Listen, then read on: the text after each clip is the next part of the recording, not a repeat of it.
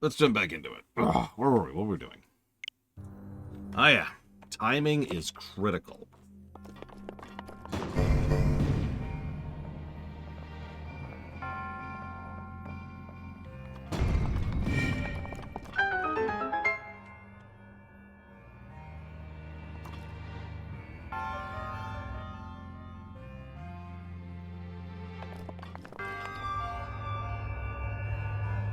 No, this is the second stream.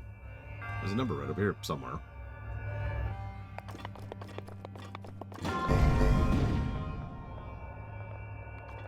Yeah, they have too much bloom, Yura.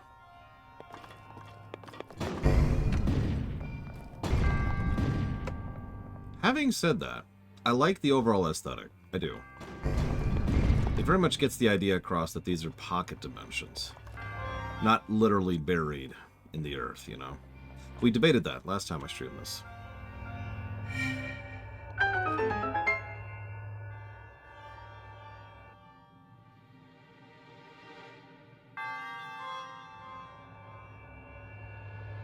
It's very Half-Life 2.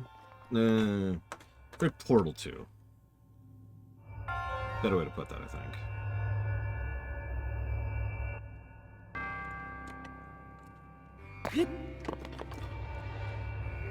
I knew it, Federation Builder. Who are the top four? Because, like, there's the platform, there's the, like, this cold slate, but you can see parts where it's just started to worn out a little bit, you know? And there's just issues that indicate how old it is. Little stuff like that.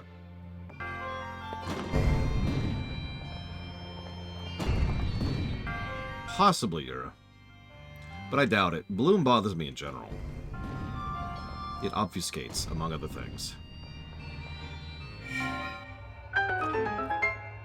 God dang it. I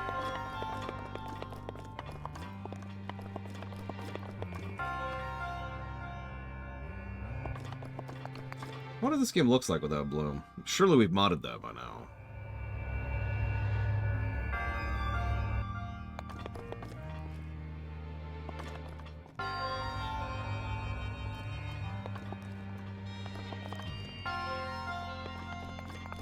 Yeah, maybe it's the fog that's bothering me. I don't know. I call it Bloom. Eye interruption.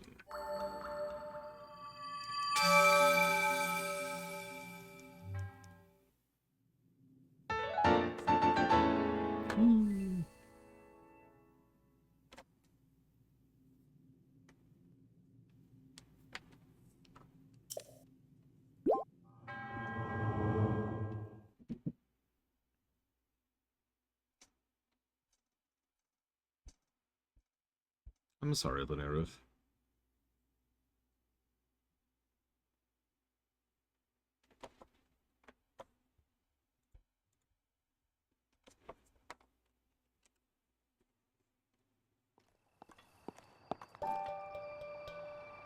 So we got that.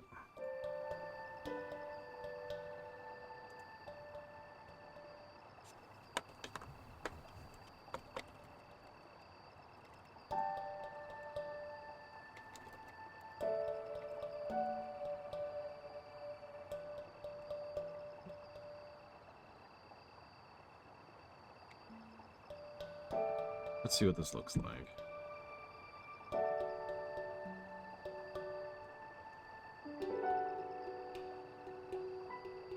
Oh, wow. This game looks so much better without Bloom.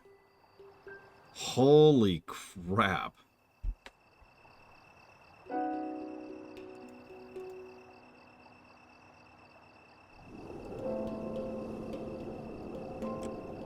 Here, check this out, anybody who feels like looking at that. Alright, you know what? Actually, hang on. I can do this. I can do this. Check this out. There's a before and after on a very legal version of the game. There we go. Look at that. With and without Bloom. Look at that. Look at that! That second picture looks so much better. Now, in the interest of fairness, it's not just one change. It didn't just remove the Bloom. It also changed the contrast and changed the shadows, and you can tell the shadows immediately. Same hardware. Still, that's sharp. I like that.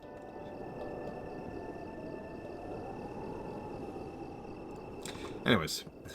Remember, Nintendo, options are a thing. I mean, I've noticed a lot of games use various forms of fog in order to obfuscate load times and distances and all kinds of stuff like that. I mean, Morrowind, right? Going back 20 years now. Are we recording? Are we recording? We are. Cool. Nope, no, no. Bad. Alright. How was I doing? Right.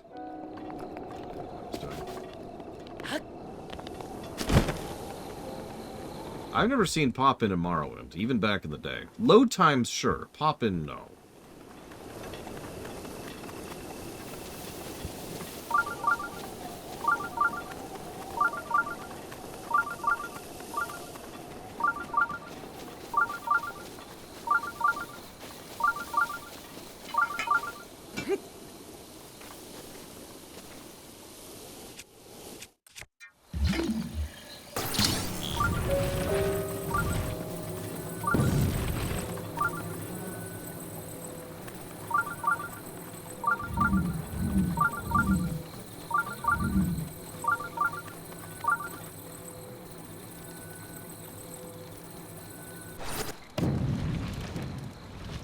They don't even notice.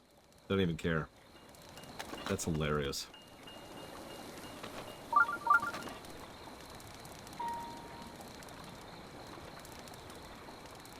I mean, I know there's some, not culling, the thing that's a part of culling in this game. Where it changes the quality of the mash the closer you get to it. I can't remember what it's called. There's that in this game. LOD, that's it.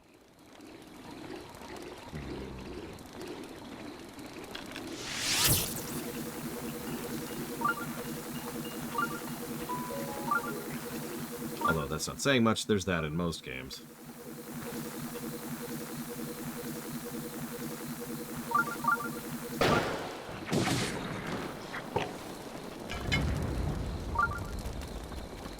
I think we got him.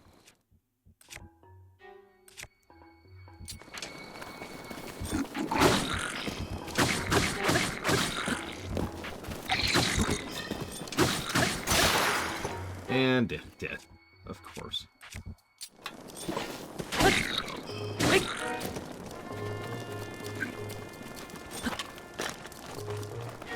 Where are you going? What are you doing? Oh.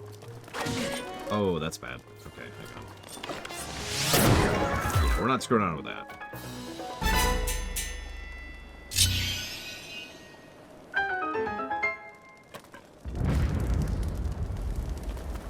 Interesting. No, I didn't know that you're... I believe you, though. I'm sure these bokoblins will forever remember the day that I beat their ass.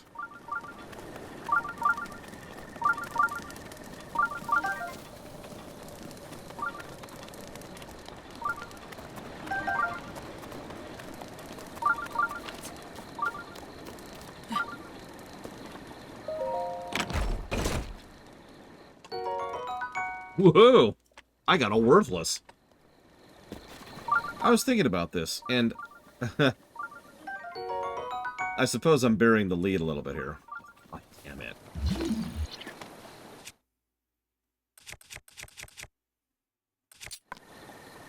Let me just throw this away.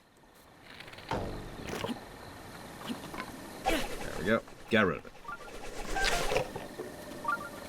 Hem. Yeah, the monster camp respawn, and the respawning in general is not something I like about this game. Which brings me to the thing I was about to talk about. I wonder if this is going to be the game with the most negatives. I'm not sure exactly how it'll score, because, you know, there's going to be a whole bunch of positives in this game, too. But I have a feeling this might have the most negatives of all the Zeldas we cover. The only possible exception being, Tears of the Kingdom. How the hell? Yeah, it's a very large game, which is the usual. Larger games mean more possibility for positives and negatives. I don't think so. And it's just, it does several things really, really wrong, even though it also does several things really, really right. It's pretty normal for this kind of thing. I mean, as I like to point out, most of my top 3 or 5 or whatever games all have tons and tons of negatives in them. I think you're right, ISC, but as with most things, I think it would have worked better if it was in my control rather than just being mandated for me. Imagine if you had a literal option, or an item, or something you could do that was just trigger a blood moon. You know? Oh, I agree with you completely, Jesse Ward. I mean, you see these 35 positives? These are for the plateau. Think about this for a second. Like, they did so much right.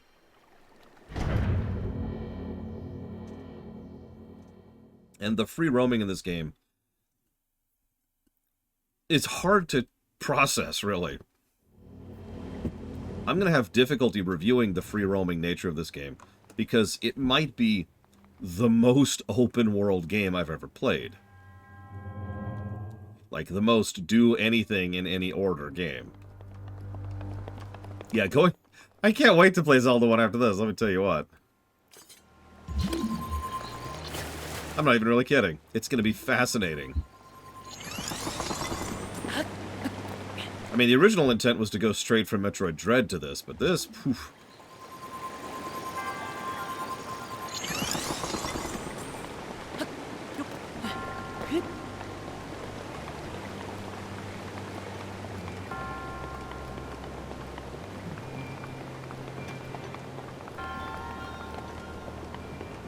Hey, Giga Pudding. Oh, yeah, that reminds me. So, speaking of Giga Pudding. I was looking up some of the specifics of the Korok seeds. How many Korok seeds do you think it takes to get all the upgrades?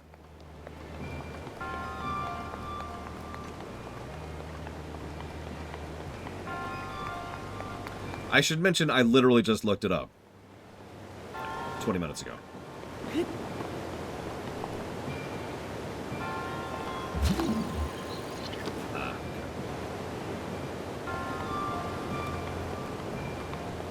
441.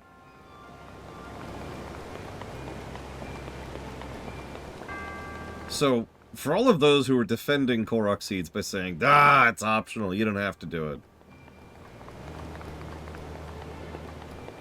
441.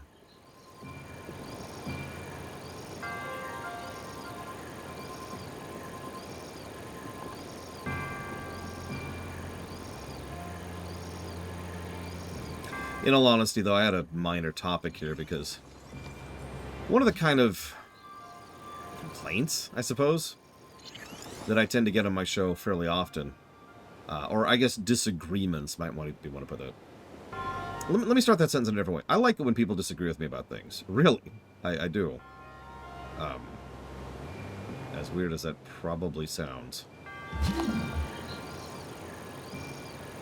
But one of the more common types of disagreements I tend to get is people who say, you know, what boils down to, well, that's not my experience. People who say, oh, I didn't get that bug, therefore you shouldn't give that negative. Or people who say, you know, oh, well, I have no problem with that boss, or I never had this issue with visibility on this section, or it works for me, right? You get the concept. And I have this I'm not trying to sound dismissive, I have this really weird feeling that that's what the Korok seeds is. Because I hated getting the Korok seeds last time, and I certainly haven't been enjoying them so far this time around. And again, 441. Now, obviously, we don't need all 441. I would say what I would personally consider to be a minimum acceptable amount to get is 108. And yes, I did look up that particular number as well. And that's still not great. Do they mark Korok seeds on the map? No. Is there any way to search for Korok seeds? Good question. Anybody in chat, is there a way to search for Korok seeds?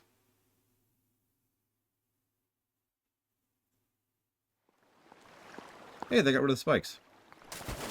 With the DLC helmet. Please explain.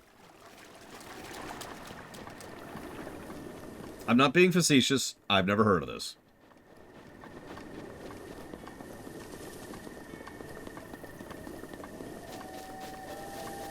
Well, in fairness, I didn't give Dark Souls a negative for that, Tiny Hippo.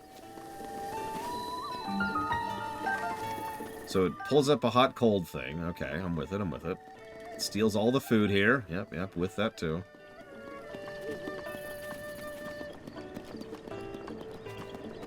Interesting. So, I will allow that to mitigate one of the negatives I was going to give. Because I was going to give a negative, or probably more like 3, absolutely minimum, literally just for walkthroughitis. Just for the fact that finding the Korok seeds in itself sucks. Especially if you actually want them, which it's worth noting, we totally do. You don't want to know why? Because we're already full on weapons. And bows. Not yet on shields.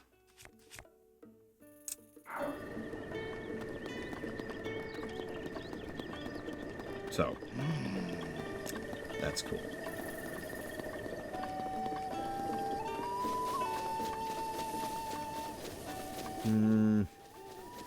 That is an interesting question. I don't remember buying that DLC.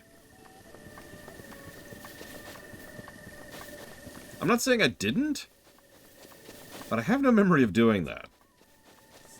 I'm not sure how exactly the purchasing works for that, and that does kind of matter.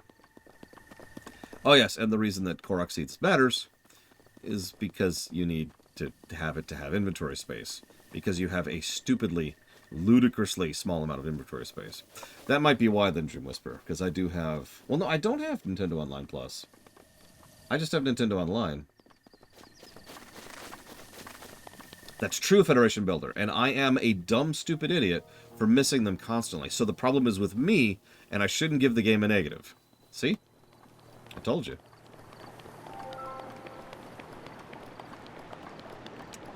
One thing I've actually thought about before, in fact, I tried this once as an experiment, is just not talking about negatives for a game at all. Like, in any way, shape, or form.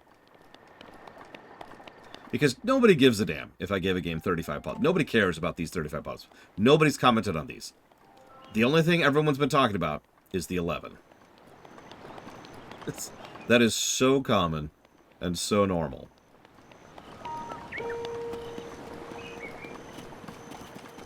I've been trying to just get over that for most of my career, and I keep failing at it because it keeps bothering me. As recently as yesterday, as several people did not exactly agree with me on my take on Republic Commando, a game I rather enjoyed, but I did give negatives to. I found out about the shield sliding thing completely on accident, Yara. I was in a panic, oh god, buttons thing. And I trying to remember, like, it was like this really weird combination. I had my shield, I was like, huh! And, like, I tapped that completely by accident. Nearly destroyed my shield just showing it off. Well, I couldn't figure out what buttons I hit first here. That was the best part.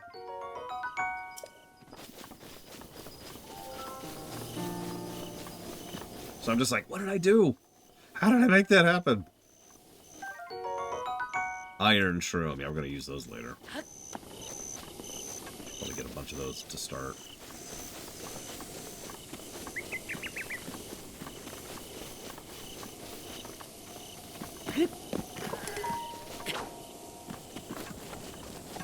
Yeah, I wish shield surfing didn't damage shields either.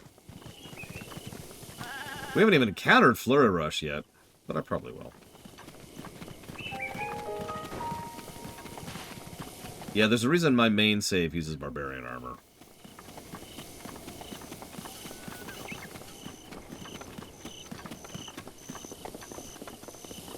Wait, why are people raging today, Gigapudding? This game has the best horse riding ever, except for Ghost of Tsushima. Listen, Frieza. I have no idea who Hetsu is. Who is Hetsu? Hey, you, dude. Frieza cares about you. I don't know why. We're going to find out in a second here. Come back here. Did he despawn? Oh, there he is. Jesus Christ, I couldn't even see him with all this frickin' fog! Alright. Hi. Shalaka? You can see me? I can't see you. Shaloko? Then how are you talking to me, silly boy? Shalaka. It's been 100 years since anyone's been able to see me. I'm a Hetsu, and I need your help. Those monsters over there stole my beloved maracas. I think they're on the other side of the rocks. I can't use my powers without them, so please, please get my maracas back. Okay. God, my weapon choice isn't actually great right now, but whatever. It's okay, because the durability problem isn't a problem. For me, I had no issues with the durability problem. Now, what's really weird is every now and again, and it's very rarely, I'll hear someone who really likes the durability problem in Breath of the Wild. That's pretty uncommon, though. Well, that was weird.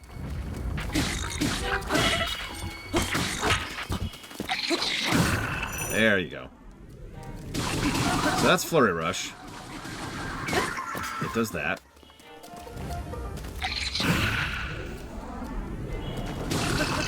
It's functionally a parry. However, and this is important, I agree, spears, absolutely close enough. Did you notice that I just started using this sword for this battle, and it's already low on health?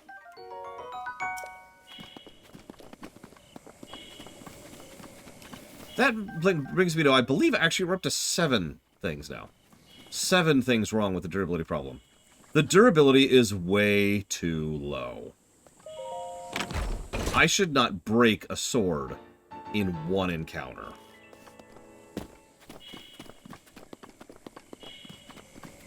I should be jotting all these down. Hang on, let's write this down. Let's write this down. Hold up. So we've got our document, which is somewhere. I don't know if there's a mod for that. I know this game got modded a lot on PC.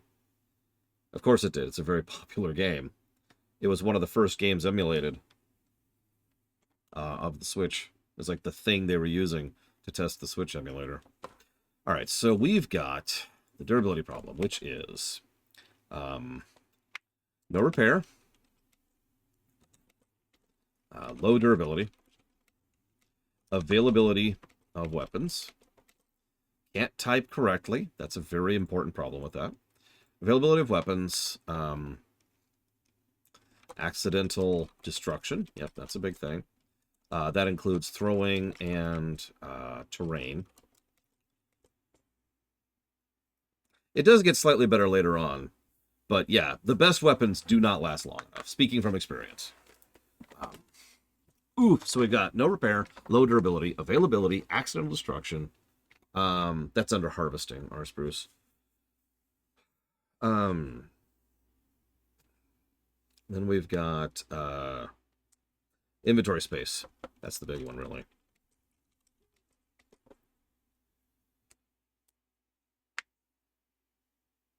The one and only time in the entire game I liked durability was on Hell Island. You know the one. And if you don't, we'll be doing it this playthrough. There it actually felt like the whole island was designed around the terrible durability. And it worked because of that.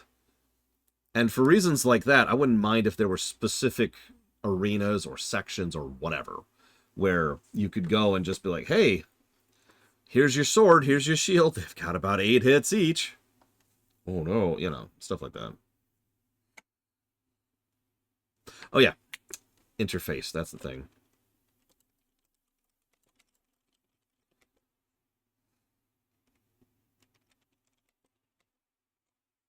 Okay. No, come on. Back to the game. There we go. It did, Jolly Leprechaun. Resource conservation was like the whole point of that island, and it was cool. I mean, Nintendo likes to experiment, and this is the price of experimentation. Sometimes you get really, really cool things. Like this, which is really, really cool, and honestly is one of the better features of the game. Or while I'm talking about it. Sometimes you get things like this, which is really, really cool, and is one of the better features of the game. And then sometimes you get the durability. That really is the price of being Nintendo. They try stuff, and sometimes it works, and sometimes it doesn't. Those are my maracas. Please give them to me. There you go. What he said. Oh, wait, there's something wrong with my maracas.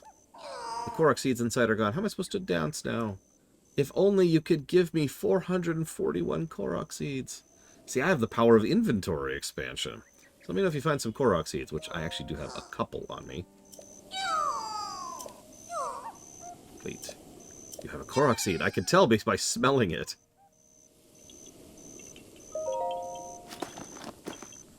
Agreed, Ross. I would rather they try than not.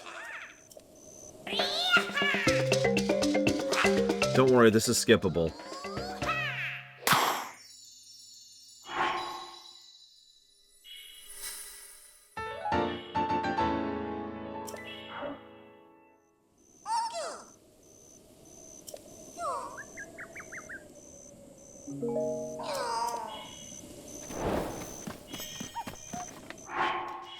Well, I don't know about you, but when you turn in a whole bunch at the same time like I do,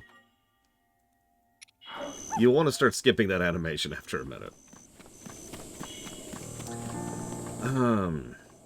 Several games had a glide mechanic, but to go ahead and talk about what Jesse Ward was mentioning earlier, this game was built around the glide mechanic. You see this ledge right here? I can get over there to that chasm. Most games aren't designed like that. Most games aren't built around the concept of having a mechanic and then the game is informed by it. We've got the ability to create drafts. We've got the later dash up into the air ability. We've got lots of slopes and ledges. We've got lots of terrain, all designed around the idea that you can glide. And that's awesome. We also have regular teleport spots around the map, which are way high up in the air.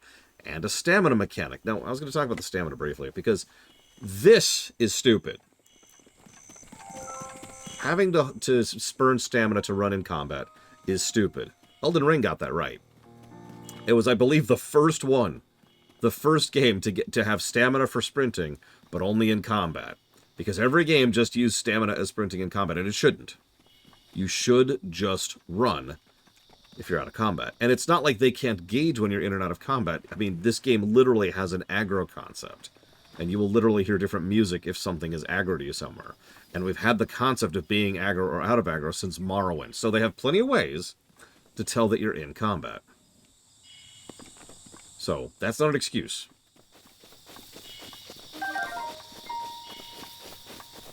We don't want to talk about stamina in Starfield.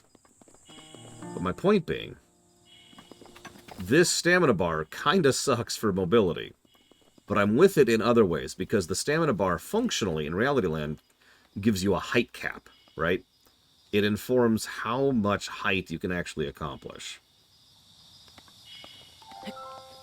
Because of how much it drains, right? And I'm kind of with that. It gives you a reason to go ahead and upgrade it, and it then changes the game bit by bit as you're going through it. You get more and more of the map opened up to you in different ways, because at a certain point, that cliff becomes, yeah, I got that.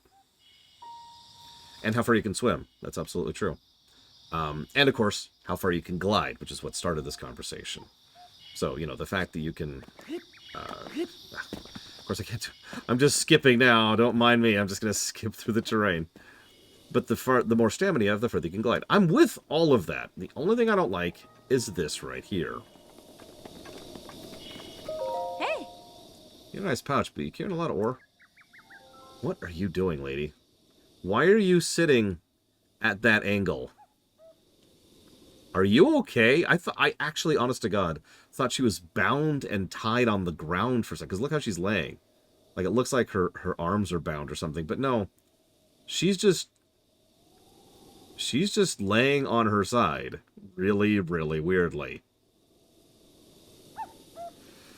If you're carrying it around, you're missing a chance to make a killing. Ore is valuable. Yeah, Gotta go.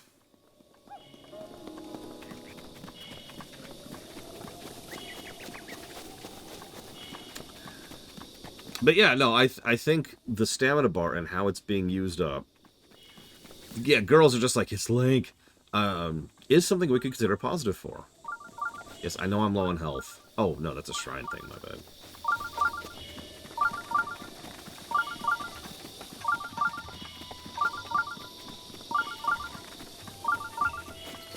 Yeah, I've been on YouTube for a really long time. I've been on stream since before it was called Twitch. I'm actually old school. I just never made it big like most old schoolers did.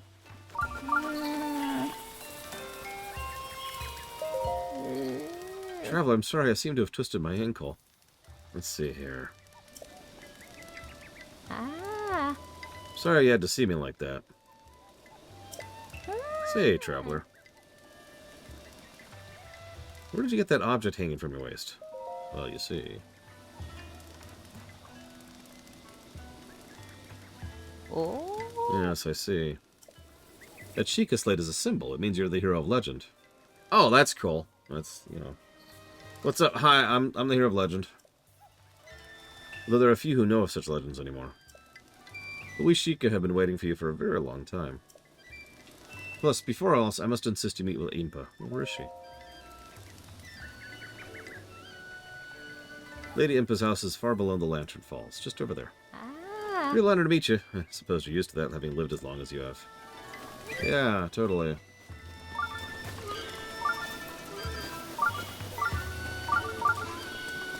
I will be honest, Jake Fake Snake Cake. I can't off the top of my head remember any music from Secret of the Stars.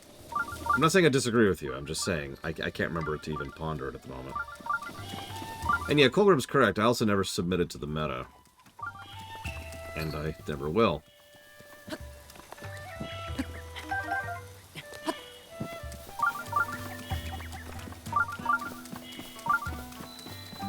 So here's the most important shrine of the game, aka the warp back to Kakariko and also a convenient fairy fountain shrine. Seriously, most important shrine of the game right here.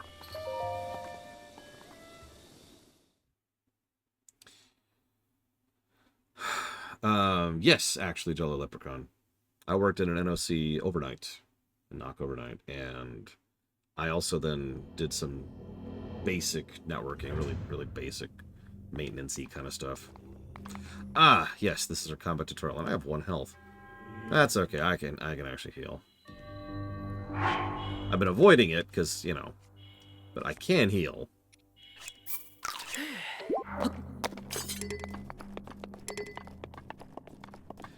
Oh yeah, my sword's badly damaged, so that's cool.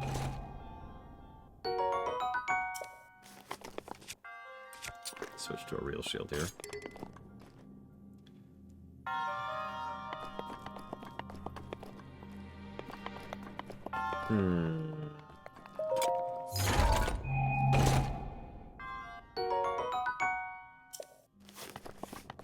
Hey, Saber for Wife. Okay, new idea.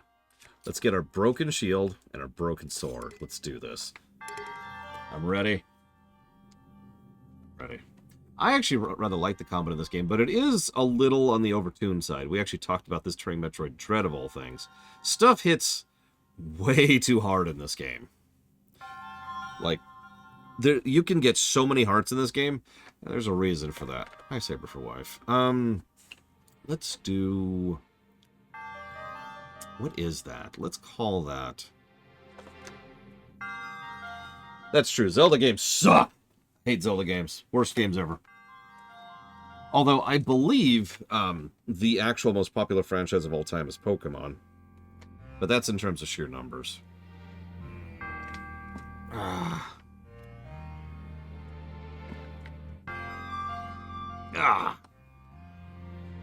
I will admit, I don't know how to accurately say why I love the Zelda series so much personally. I mean, taste is taste and preference is preference, but I think it's a combination of I enjoy the dark but hopeful narrative of the Zelda games. Because all the Zelda games, pretty much from LTTP onwards, are very dark. I enjoy the design. This is core Nintendo, right? And core Nintendo very, very rarely trips in terms of just raw polish. And I value polish more than most things when it comes to game design. And on top of that, I really like what I call Zelda puzzles. Because I don't like puzzles. I'm not into puzzles. Puzzles are whatever, you know. You walk up to a thing, all right, solve a Sudoku puzzle. That's a puzzle. I like Zelda puzzles, which is like the shrines in this game, or every Zelda dungeon in previous dungeons. And I think that's my shtick, those three things. There are a few Zelda games I enjoy the combat in, this one being one of them, and Twilight Princess being the other big one. But that's like sprinkles on top.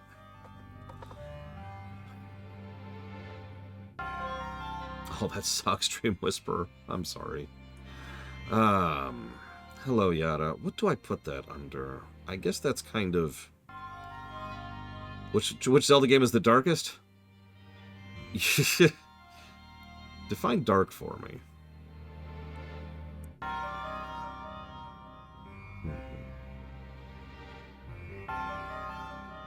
I mean, Zelda games are Zelda games. I literally consider them their own genre. They are their own shtick, and that's fine. There's nothing wrong with that.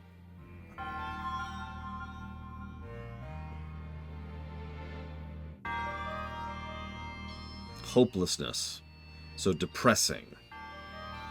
No, what's that, Colgrim? So the most depressing Zelda game.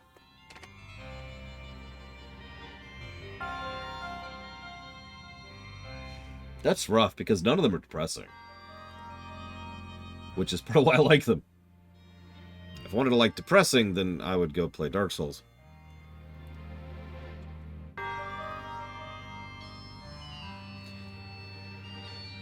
I mean, Wind Waker thematically is all about moving on. Accepting the past for what it was and trying something new. Oh, gotcha, Colburn. Well, I haven't seen that yet. So, do me a favor, go get banned in a bunch of chats. I'm kidding, don't do that.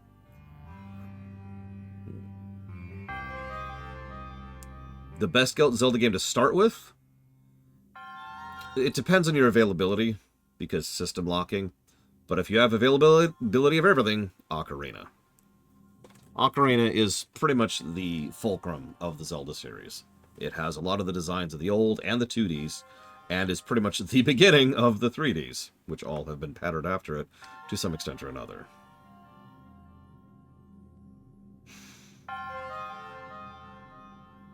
You know, that's a good point, Blade Traval.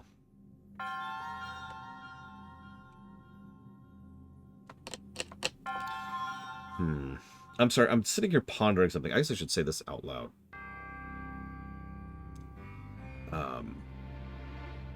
It was posited that we give a positive for the fact that you can unlock fast travel points without having to do a shrine, which is good. Yeah, exactly, Ross. If you don't like... Remember, I like Ocarina. Ocarina, God damn it. I like Ocarina quite a bit. But, I just don't think it's the best. But it's a damn good game, and if you don't like that, then yeah, you probably are not going to like Zelda. I would personally recommend the 3DS version, for a lot of reasons.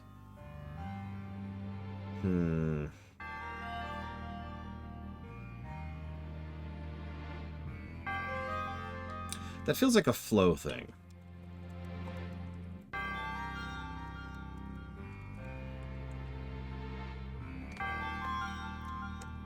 All right.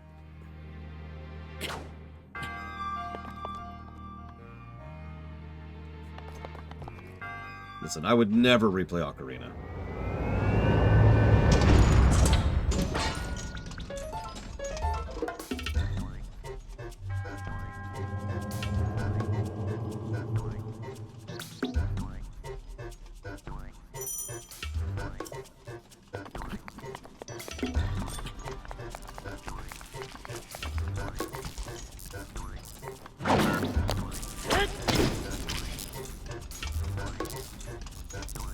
Wow. This really is a tutorial, isn't it? Let's break our sword. There we go. Notice it actually interrupts the flurry to do that. We're looking at 18 currently, Yada, but we haven't codified anything yet. So hang on, let's get another weapon on. Yeah, remember that sword? Yeah, it's the one we just got one encounter ago.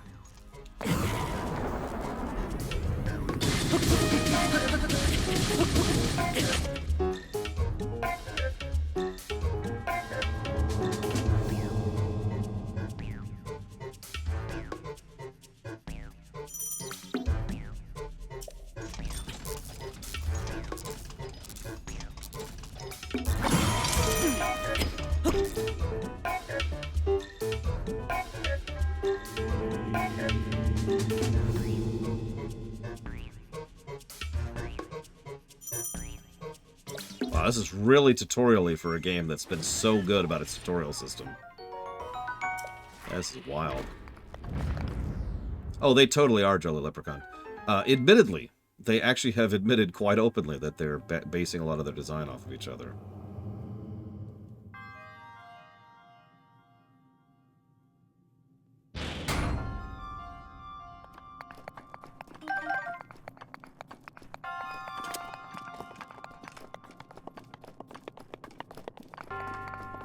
I mean, I've said it before and I'll say it again. That's funny, Rex. There's nothing wrong with liking something for nostalgia's sake, or because it's, you know, your first such and such, or because you were going through a special time when, you know, you played that game for the first time. There's nothing wrong with that. It's something I feel the need to repeat regularly, because I myself tend to be fairly anti-nostalgia, but that's from the perspective of a review, analysis. A game can be bad and enjoyable, right? There's nothing wrong with that either. A game can have many negatives and still be good. And again, I will continue to use the example of StarCraft 2, a game that got buckets of negatives, but is still my top-rated game of all time as of this moment because of everything else. Yeah, Metroid 1, to bury the lead on that a little bit. Honestly, not really, Noctis. The real problem for that comes from hate boys and fanboys. And you're probably thinking, well, hang on. If I like something because of nostalgia, what's the difference between that and a fanboy? Let me give you two conversations. Jesse Ward says, hey, I like Metroid 1. I'm like, wow, why? I'm sorry, it's just that game is so terrible. Why would you like that game? And Jesse Ward says, oh, it's because of such and such. You know, because of nostalgia, or because I had such and such experience with it.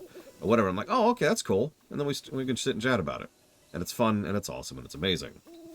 Now, here's what a fanboy would do. A fanboy would be like, oh, yeah, I like Metroid 1. I'm like, oh, why? And they're like, what? Don't you understand how good of a game that is? Let me guess. You actually like newer baby games because you don't understand the brilliance of a game like Metroid 1. Clearly, there is something wrong with you for not actually comprehending why Metroid 1 is as good as it is and why I enjoy it as much as I do. Now, I wouldn't expect someone like you to be able to enjoy a game like Metroid 1, but that's okay. I'm not going to hold that against you. That's a fanboy. And hate boy is the same thing, just dislike instead of like. Grab some of these flowers while we're here. And the Silent Princess.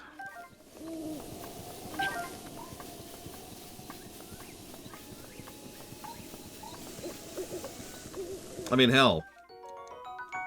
I remember Pokemon Gen 2 really fondly. I don't think it's going to score that well. But I had a lot of fun with that game.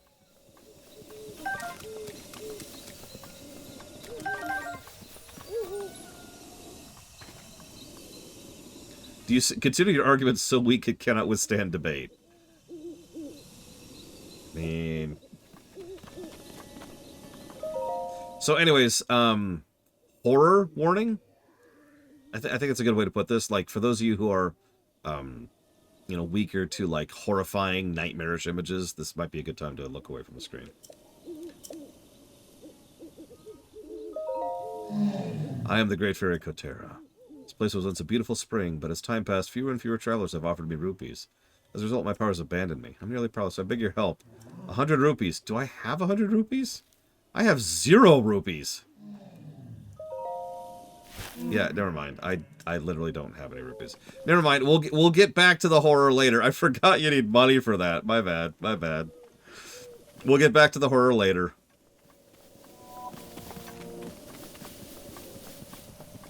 Oh, we're about to have a blood moon. So that sucks.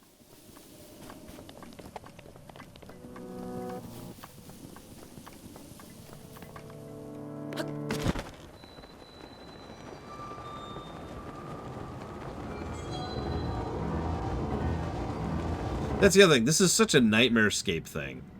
It's just the... That's all it is. Link. Link.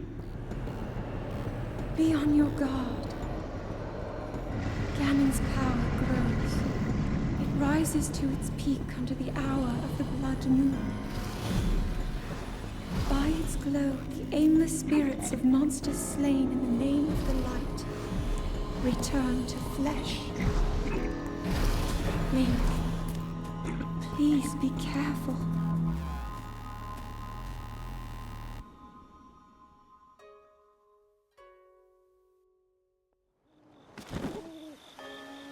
Almost didn't get that. I knew that was going to happen, too. I was ready for that. Anyways.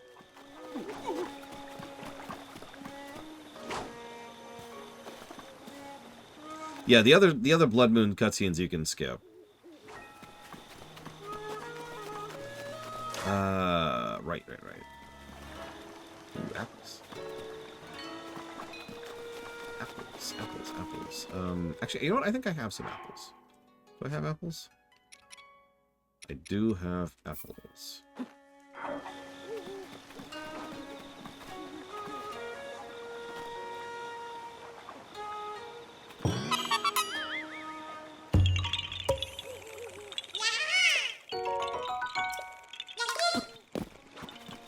$438 to go. Or 107.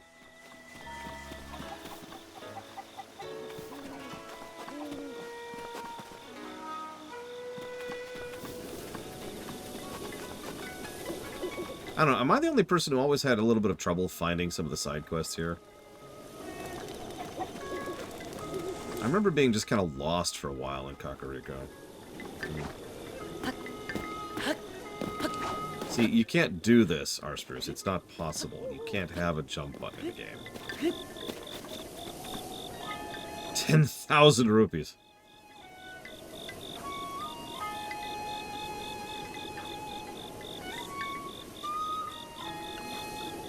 Anyways. Well, let's do the plot first. Before we start thinking about side quests. Hi, gentlemen. Who there? Who are you? How dare you trespass upon Lady Impa's abode? Huh? Is that a Sheikah slate? That would mean you are... No, it's impossible. Can it be? Oh. Please forgive us for acting so rudely. Of course, we have heard the legends from Lady Impa, so please, friend, go step inside.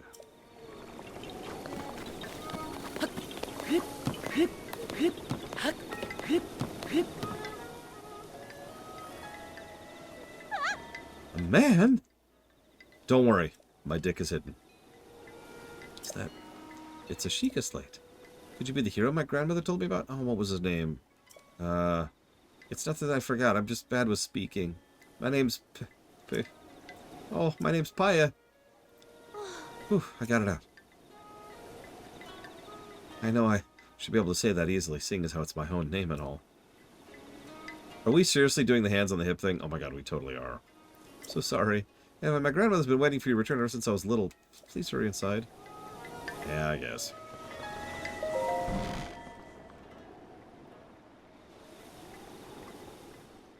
So, you're finally awake. Skyrim reference. It has been quite a long time, Link. I am much older now, but you remember me, don't you?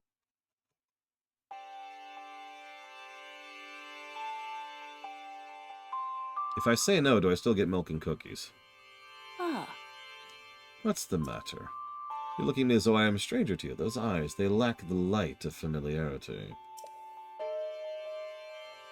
It is I, courageous one, Impa. Surely you at least remember the name, Impa. Now listen, I technically died, so... Ah, you've lost your memory. Yeah, yeah. That reminds me. Story negative for amnesia, I'm thinking?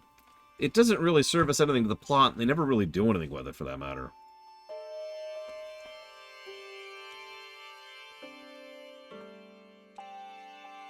And the best part is Skyward is both, Jesse Ward. I'll put a question mark by it, Colgrim, but I'm not a big fan of amnesia as a story trope in general. In fact, I can think of one example of when they've used it properly. Yeah, we'll go with one.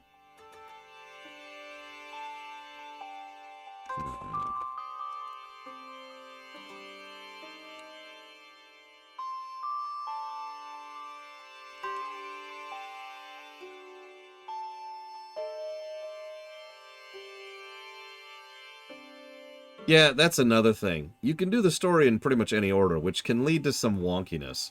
And if I'm being honest, if we gave Dragon Age Origins a negative for that, we should probably give this one a negative for that, because it's even more so here.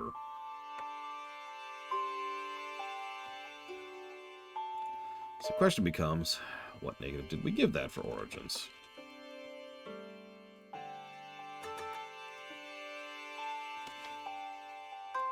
I think it's inoffensive, I'll agree with that, but it's still not great in a story that already has some issues.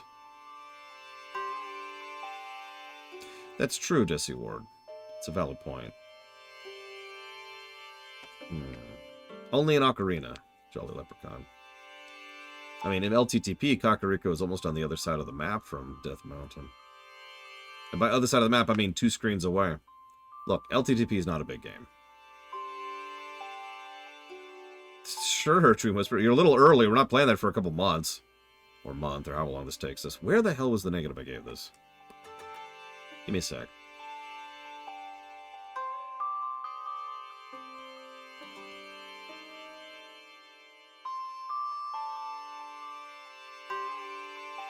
Sequencing.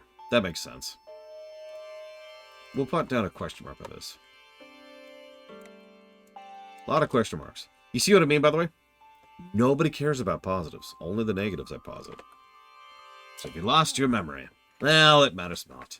In fact, that may actually be a blessing in disguise for the time being. Dearest Link, please come a bit closer.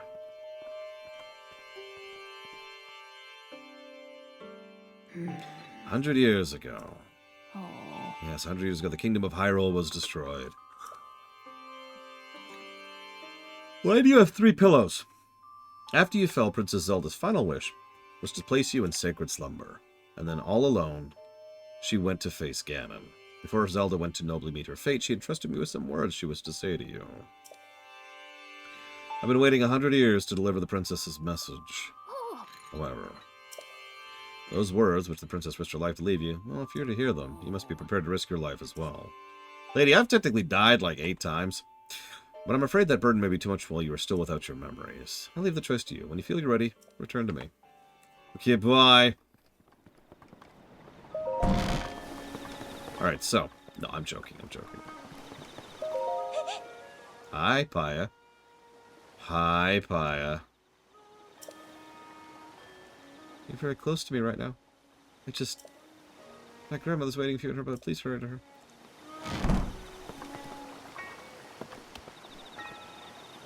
What if I sneak up on you? Sneak. Sneak. Sneak. Sneak. Oh no, she saw me! Okay. The penalty for failure is going back to your last save. Straight up. There are save points and autosaves. The game's actually pretty decent with its autosaves. I should jot that down.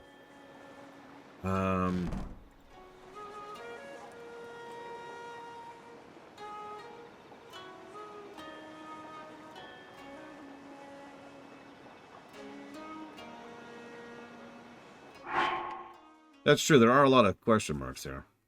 Man, it's just so hot. I can't. Hang on. There we go. Ah, that's right. Hey, Paya, you got a minute? Listen. That immodest outfit is quite unbecoming a hero like you. Notice she's peeking through her hand, by the way. I don't know if you can tell there. Look at her. Please cover yourself up this instant. Poor Paya. Oh, Okay, so, yeah. Yes. Not a memory to your name, yet you are intent as ever to charge forward with only courage and justice on your side. The Triforce of Justice! Wait. You have not changed a bit. Once a hero, always a hero. yeah. Now that, yeah, I can agree with that, Rex. If you don't know, getting to that island and getting autosaved there can suck. So you've lost your memory. I'll recount all that happened. The history of the royal family of Hyrule is also the history of Calamity Ganon, a primal evil that has endured over the ages. This evil has been turned back time and time again by a warrior wielding the soul of a hero and a princess who carries the blood of the goddess.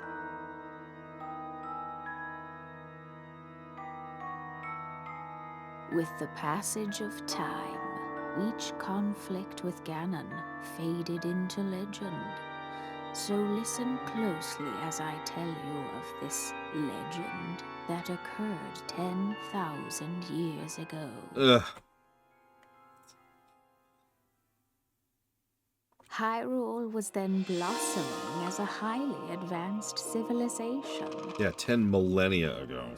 Powerful monsters posed little threat to the denizens of the realm. The people thought it wise to utilize their technological prowess to ensure the safety of the land should Calamity Ganon ever return.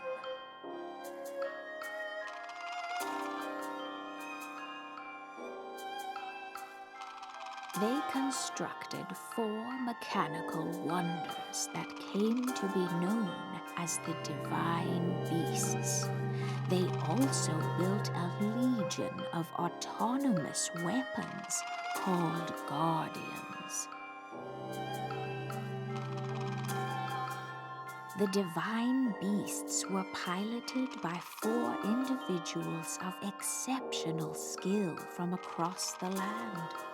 And thus, the plan to neutralize Ganon was forged.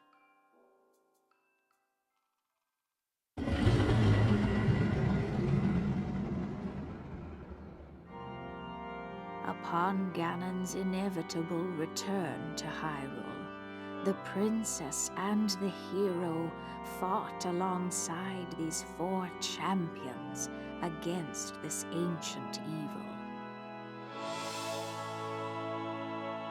The Guardians were tasked with protecting the hero as the Divine Beasts unleashed a furious attack upon their terrible foe.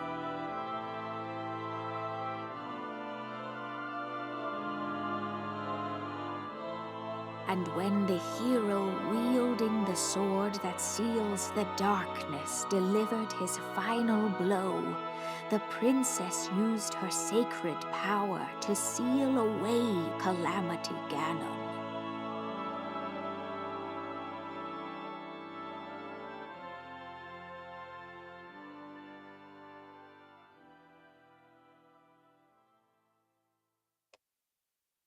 Negative to story. Oh. 100 years ago, in preparation for the foretold revival of Ganon, we strove to follow the lead of our ancestors of 10,000 years prior. I'm sorry. Just to make my point very, very quickly here. You know those giant mecha that we're going to be doing dungeons in lately? We've actually already seen 2 of. And you know those little mechs that are flying around, that a couple of which have already shot at us? Yeah, those are 10,000 years old. Now, I don't ask for believability. Excuse me, that's wrong. I don't ask for realism when it comes to my video games, because realistic video games kind of suck. But I do ask for believability. 10 millennia is a stupid period of time. Yeah, I was just saying, that literally puts those as older than the frickin' pyramids. That is insanity, how old that is. And that's the problem. Yeah, and we can break them with a sword or an arrow. I don't care. elsewise, like 1 millennia, I would probably be like, okay, you know, sure. Although even 1 millennia is a really, really long period of time. You know what would have worked better for me, and I said this last time? About a century. Make the big advanced civilization that fought against them 100 years old.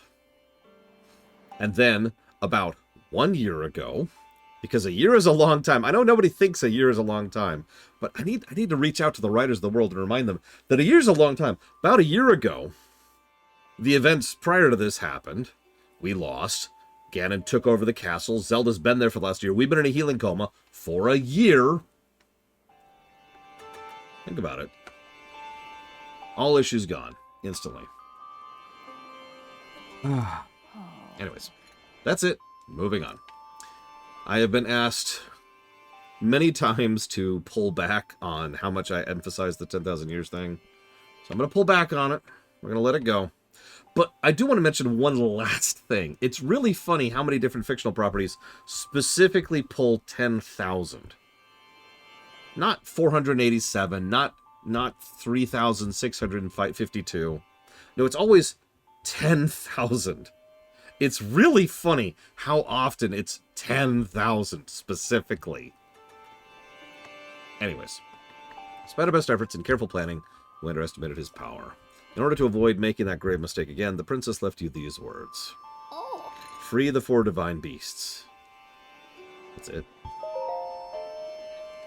The 4 divine beasts are the ancient Sheikah weapons wielded by the 4 champions who Ganon defeated. You know, that's fair, Jesse Ward. I actually cannot argue against that.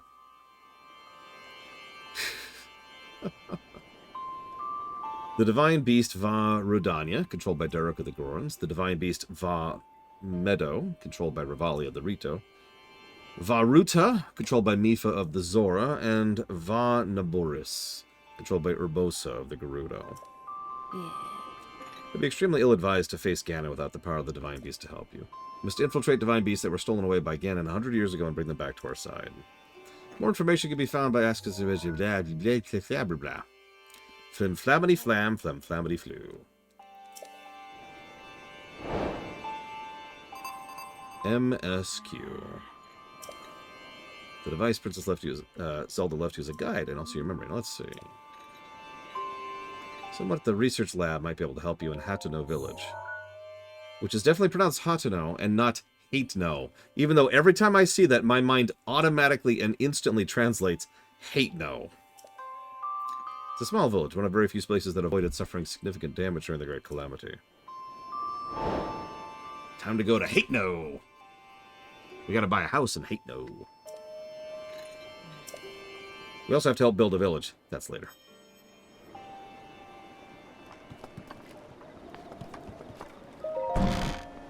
Hey, Paya. I have no clothes! Behold my clothlessness! Okay, sorry. I'm being mean. I apologize. Okay,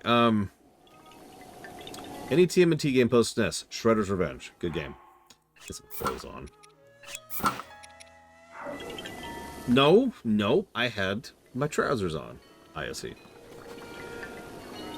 Ow.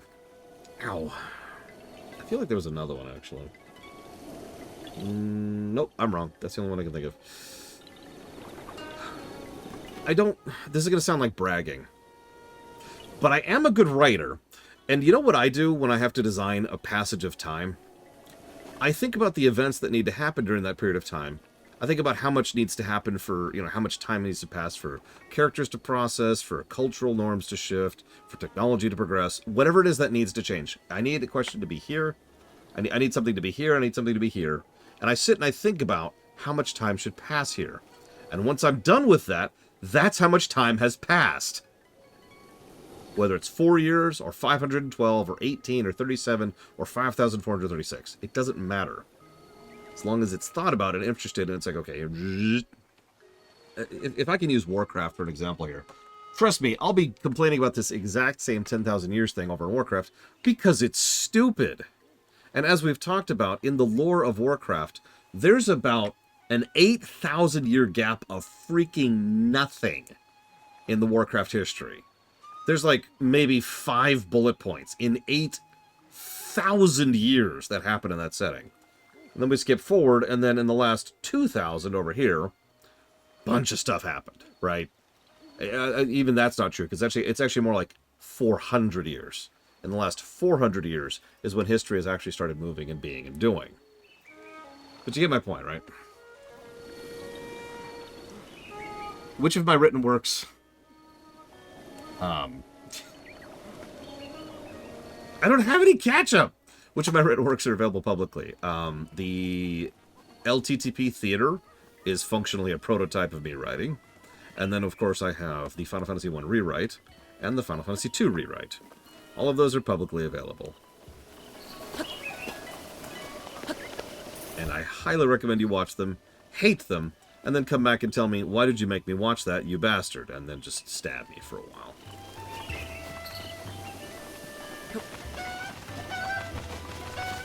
They actually are on the website, believe it or not. But you can also find it. Excuse me. You can also find it if you check just Lore Runner Rewrite. That should be the thing on YouTube. Whoops. No, throw! There we go. In you go. I don't have any ketchup. I'm sorry. Here. Will you take Dayquil? I also did Ardiablo. I actually forgot about Ardiablo.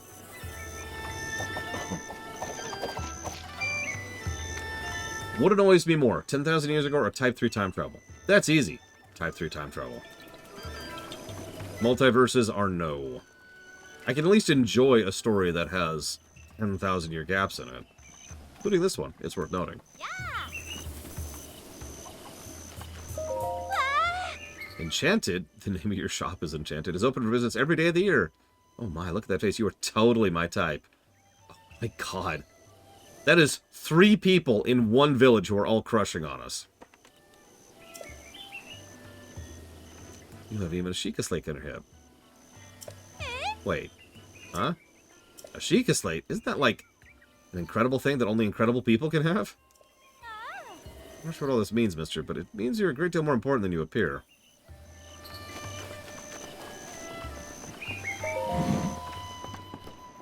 Alright, what do we got? We've got... Whoa! Hi.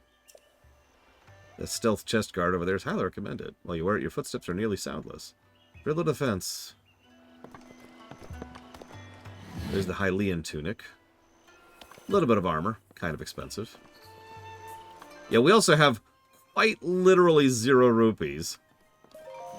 That's something we're going to have to work on.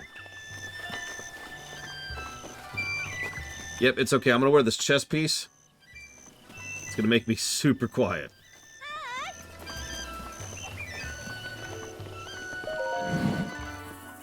Kel versions, I love it, Kelvin.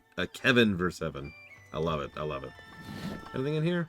Oh my god, oh my god. It's chocobo breeding. Think about it. Think about it.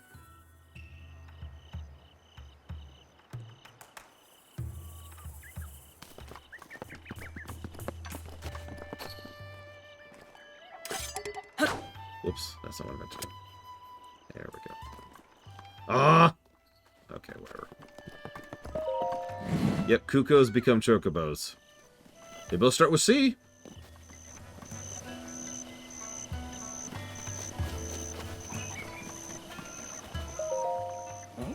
Are you... Sorry to bother you. Are you a fellow traveler?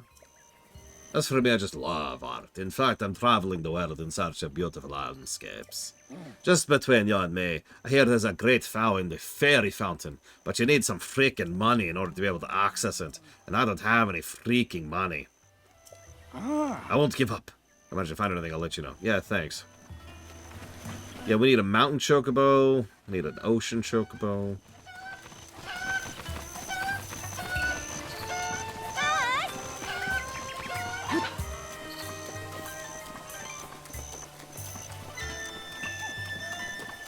Perfect saber for wife. Make sure every girl in the game has giant boobs for no good reason. And they're all exactly the same, by the way. So it's Dragon Age 2 on top of that. And there's constant time skips, even though it acts like no time has passed whatsoever. Yeah. I can't remember last time we had a customer. You young folks in this village don't have much use for a bow. So thrilled to see a young lad. Can I have a... Oh my god, are we doing the... We are! We're doing the pose thing again.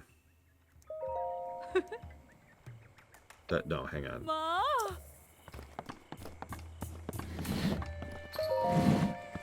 And that wasn't supposed to be Scottish, but I can't... That's because I can't do real-life Scottish. I have not played 13 Sentinels. It is on the list. It is nowhere near funded.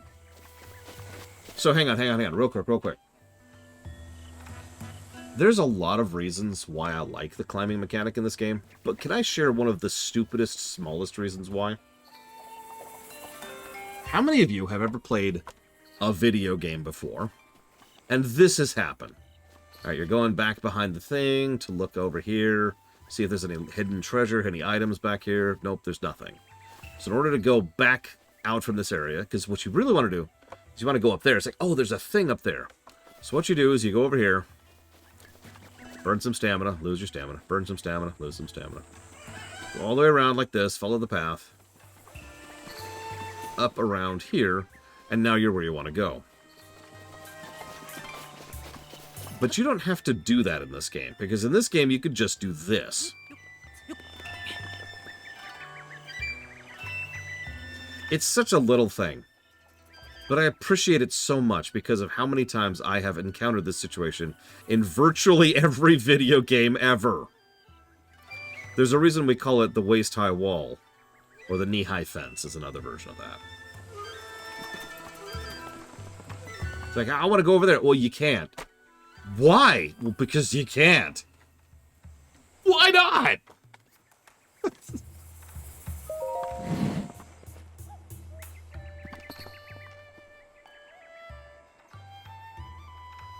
Anyways, this game bypasses that, and is yet another reason why climbing is awesome in this game. Yeah, we need to have rock climb to be able to do that. Come here. Come here. You belong to me.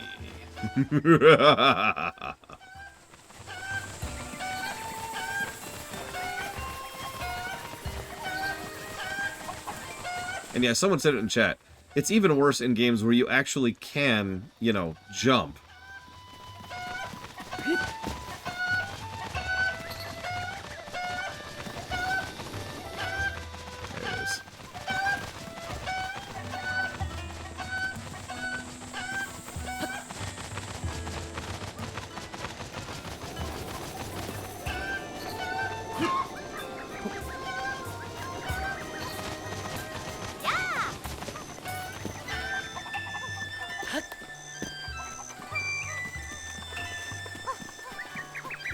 Oh my god, that's a good point.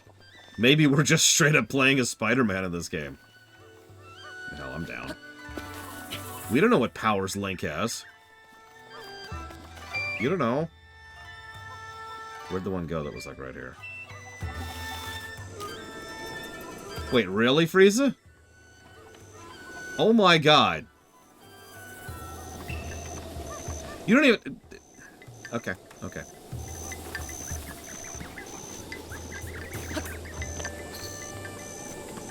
I've already gotten like 4 or 5 in there. Oh.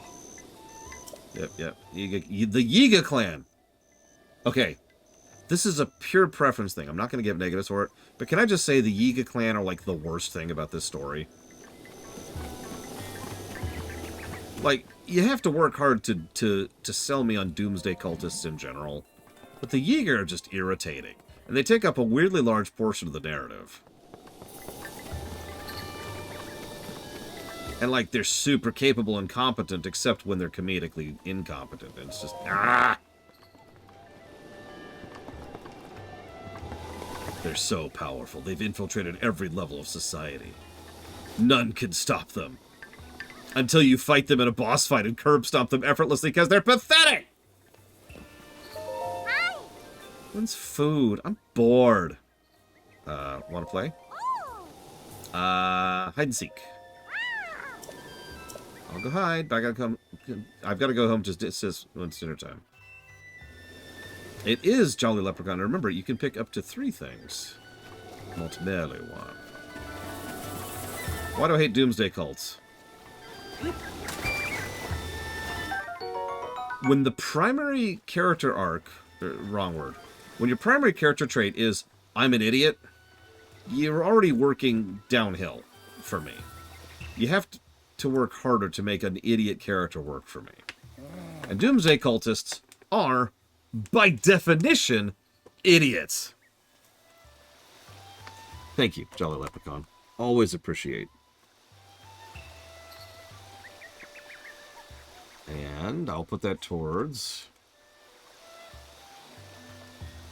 the Resident Evil block. And 2 more things. No rush.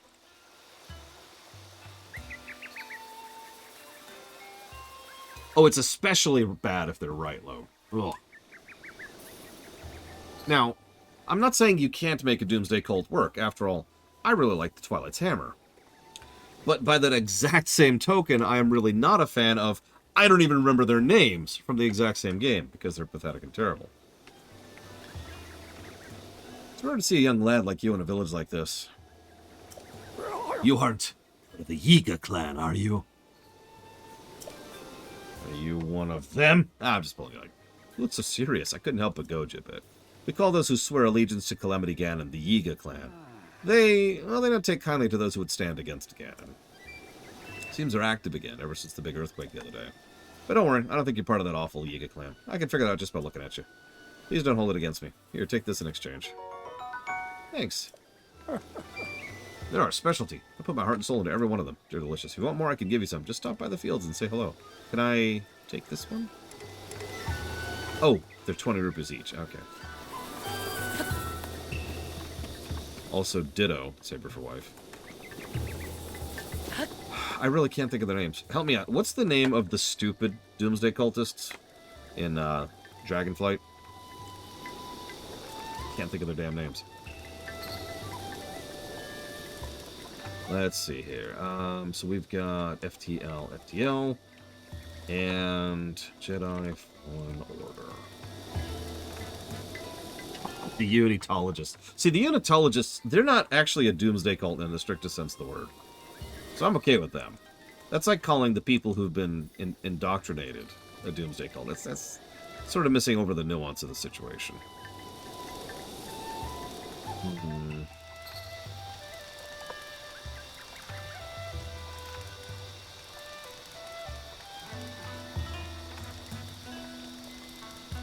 Having said that, I admit I don't have much of an opinion on the Unitologists, so I can't really say whether they would be a positive or a negative for me, because I've only played one of the Dead Space games, and it's the second one.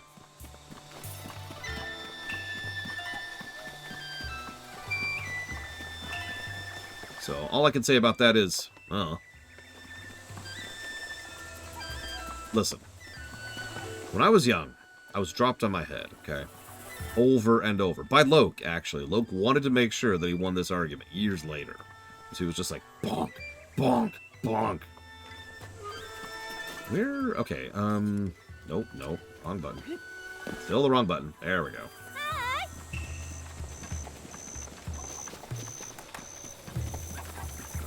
The Lambs of Dalamud. I mean, they at least were all pathetic and terrible and died almost instantly, so that's nice. Hey, Kay, don't worry.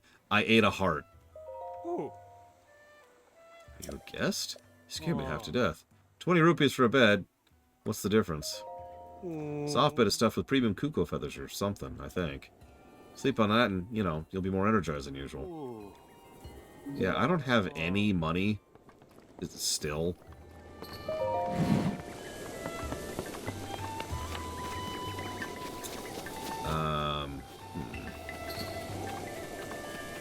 Where's the Kuko quest? Are you the Kuko quest? Hey, you. Do you need something? I haven't seen you around here before. There's something so familiar about that face of yours. Oh, I remember now. When the calamity hit. You look just like the swordsman who was trying to start, but yeah, that was me. Say what now? You're really the same swordsman from way back when? Young people these days sure do like their jokes. If you're really that noble swordsman, you'd have the legendary blade, the sword that seals the darkness. See, the thing about that swordsman is he trained with swift carrots instead of a blade. He strengthened his body with a diet made entirely of swift carrots. And he tempered his soul with the sweet aroma of swift carrots. Was he a... Oh god, I can't think what they're called. The Lunarian rabbits. I can't think of their name. Loperate, there we go. Was he a loperate? That's what my grandfather always used to say anyways. So I suggest you stop joking around. Instead, have a carrot. Cool. Thanks for the thing.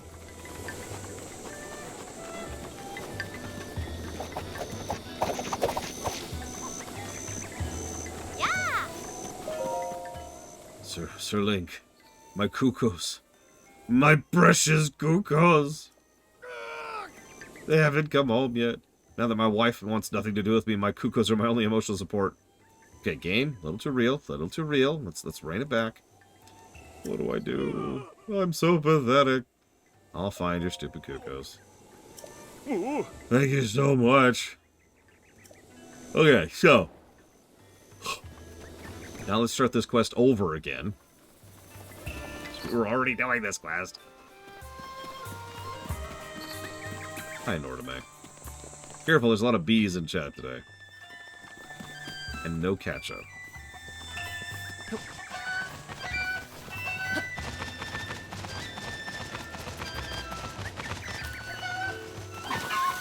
Whoa, whoa, whoa, whoa, whoa, whoa, whoa, whoa, whoa, there. Let's try that again.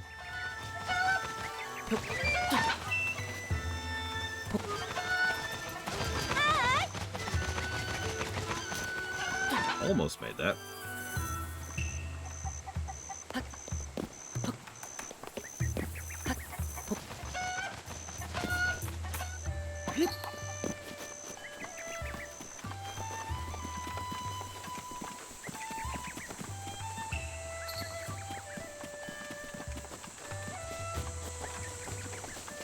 I don't remember where all of them are. I've been catching them as I go, and, well, in my head they're all done. Which, of course, is inaccurate. Because, you know, I haven't got any of them yet, or rather, I've only gotten 2 of them. Yeah!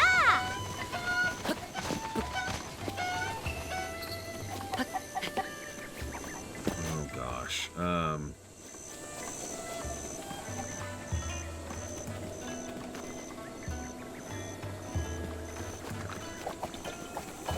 Wow, Jesse Ward.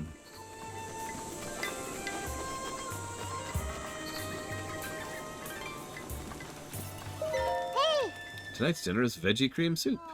Super nourishing and fortifying. That's what they say. It must be true. Swift carrot, rock salt, and milk. I don't have any milk. Oh no. What are swift carrots? I'll bring you some. 1 swift carrot, but I have a swift carrot. Right now. I have a swift... Take the swift carrot! Here you go. Is that a swift carrot? Thank you so much. So very much. Now Coco can make dinner for Kotla. Time to get cooking.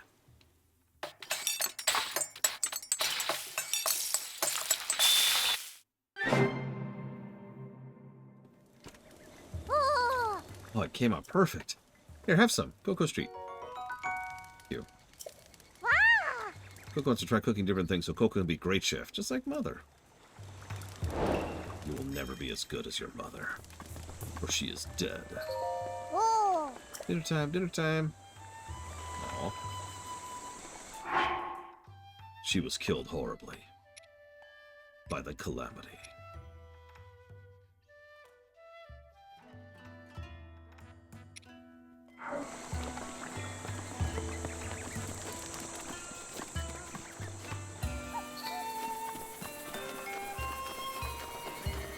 Where did you come from?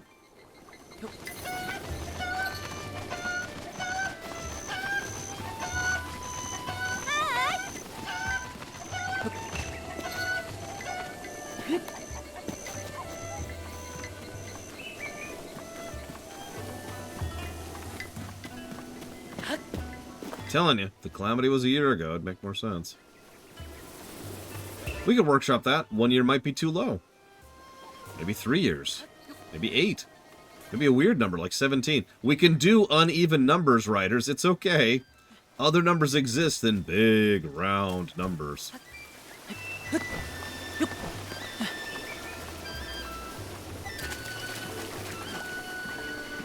There you go. We can do 38. We can do 156. We'll workshop it. Have your people call my people. We'll figure something out.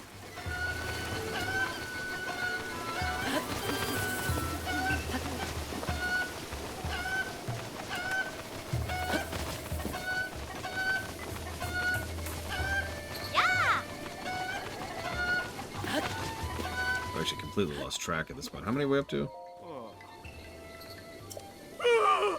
2. We're missing 2. Okay.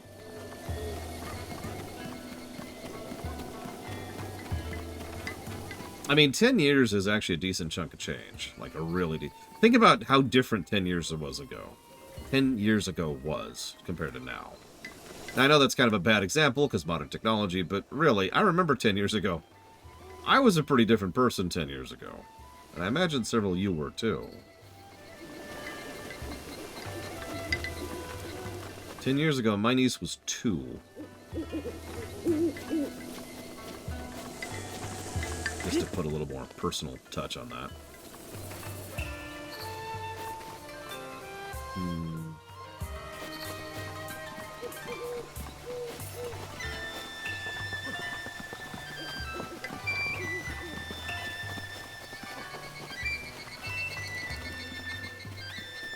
I'm not sure where else to check. Well, let's find out, Giga Pudding. Although, oh, looks like it is going to come out today. I was about to say, more and more sources are starting to agree with me, because I'm right, in that Dragon Age 4 will actually come out. Now, will Dragon Age 4 be good?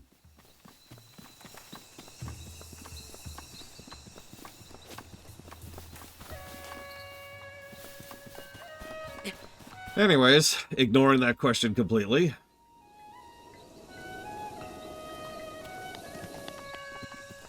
Of course, now it's nighttime. Do the cuckoos reset if I scooch forward, Peter? No, at this point, I'm gonna be shocked if Dragon Age 4 is good. I don't want to be a downer. But no, Dragon Age 4 is gonna suck. I am willing to put money down on that. I look forward to being wrong, and I really do. Very little would please me more about Dragon Age 4 than if it was actually good. I hate it when you have an itch in your ear. Ugh. I mean, I'm pretty much like required by law to review every BioWare game at this point. So, we'll probably do a Dragon Age 4 stream when it comes out. We might even skip the initial week and just jump right into it. That's a good question, Bladefell. Dragon Age Inquisition was a very poorly scoring game, which nevertheless actually has quite a few good components, and I even enjoyed replaying for those components, so there's some malleability here.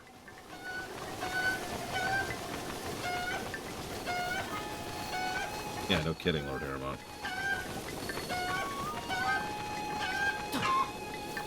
Which is doubly funny, because you're not even fighting the Horde as a Worgen. Although, that's getting into factions and nuance. So now I'm missing one Kuko.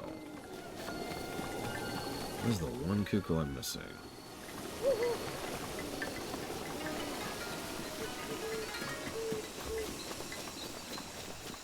I mean, speaking as someone who unabashedly enjoys Dragon Age 2, I wouldn't blame anybody for walking away from the series after Origins. There you are. Hello. Good call, Giga Pudding.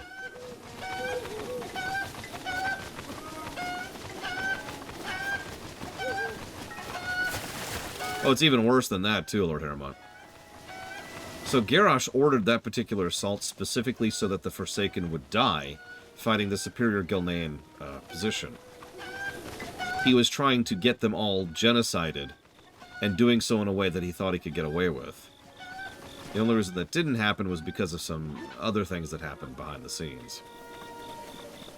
Thanks, Sylvanas. Hey, I found your dudes. What's more important to you, me or your Kukos? I couldn't answer her. That's when she left me. And now, on top of all that, my precious Kukos.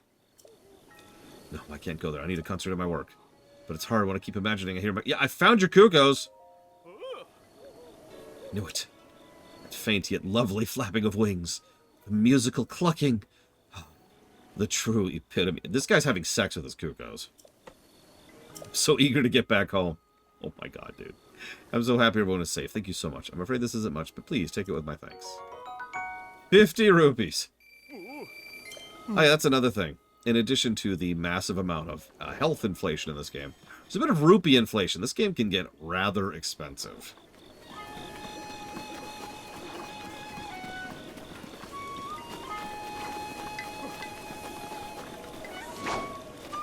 He does literally have a braiding chart.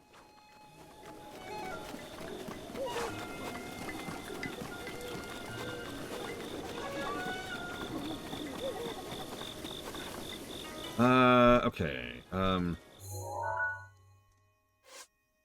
even have that yet. Is it over here? Ah, here we go. Okay, so that requires daytime. And I think that's actually our only other side quest at the moment. Not counting all this DLC stuff, which we'll get there. Let's make it daytime really quick. See if we can find the kid.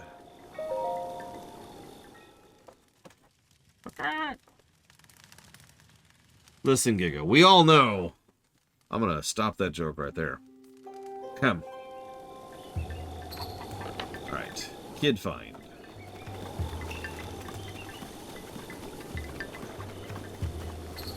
Let's make sure she's out and about, which it looks like she is. Good. Giga, good.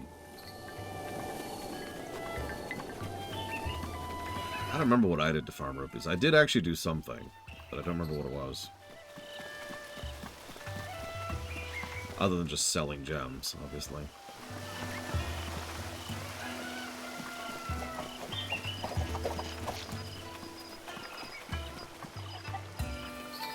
That's, a very nice piece of artwork. Dying Light 1, okay. Yeah! We could farm track and scales.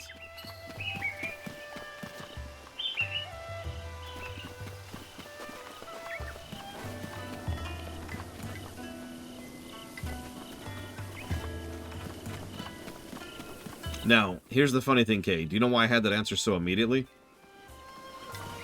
It's because it is the only example of that I know of off the top of my head. I've put thought into that. Like, before now. Prep thought. And yeah, Dying Light has two major solo mandatory sections where you cannot group with your friends to do it. Funnily enough, both of those sections suck. Huh.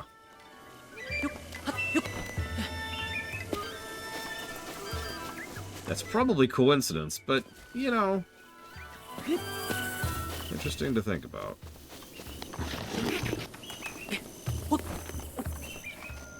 I swore I just saw her behind there. Oh, whatever. I had a lot of fun with Dying Light 1. Except for the last boss. And the DLC...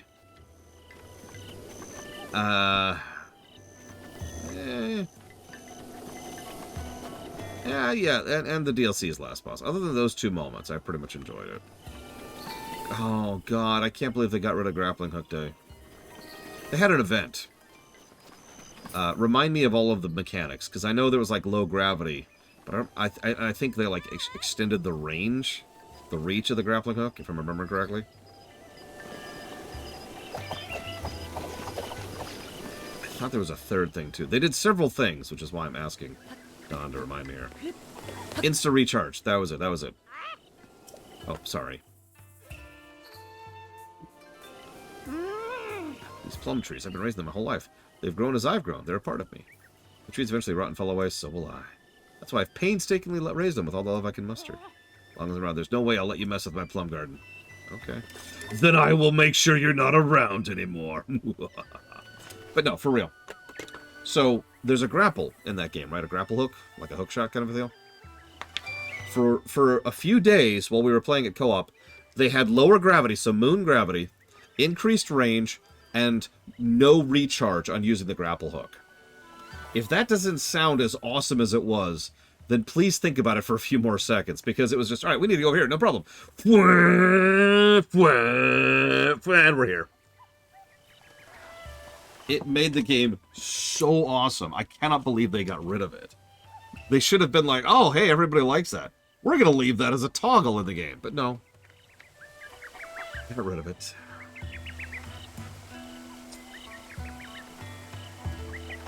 Oh my god, Frieza, why? Why would you do that? Oh my god.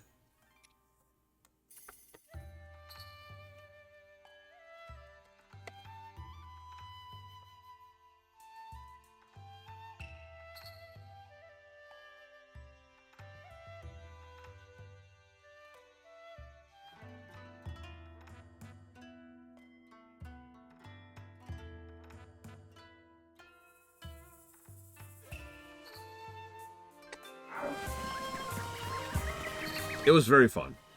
And Don's right. Like, the whole gameplay experience was just kind of not as good after they turned that back off. We beat the game. We finished the game, but it was still just like, come on. You gave us the keys to the DeLorean. And then you took them away.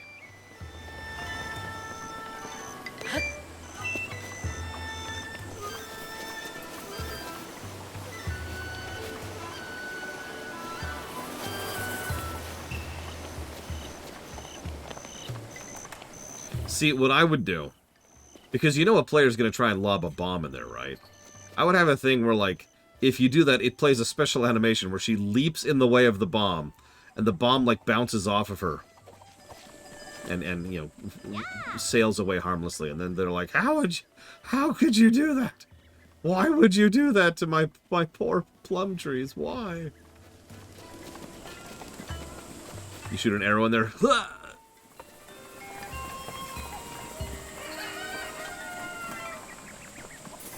So anyways, apparently the location of the girl is actually random.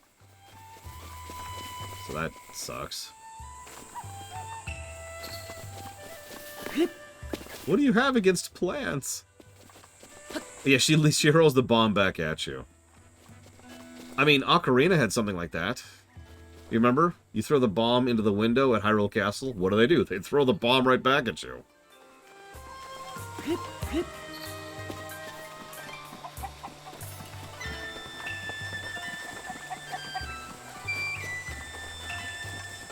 Or yeah, Link's Awakening, the shopkeep. Thief!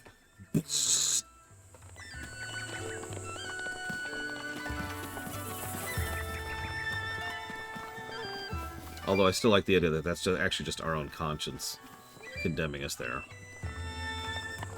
But that's just a lore theory. Wait, what? That was her?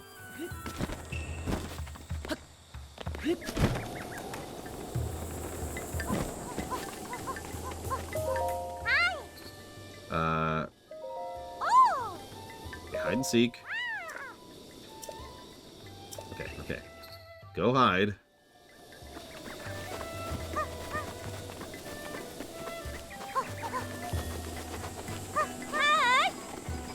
We're the only children in the village. Well, that's bleak. I mean, gene pool's a problem. That's all I'm saying.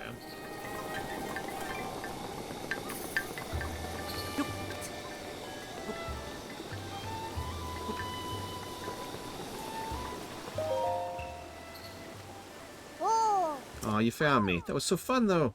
This is my secret treasure. You can have it. Aw, thank you.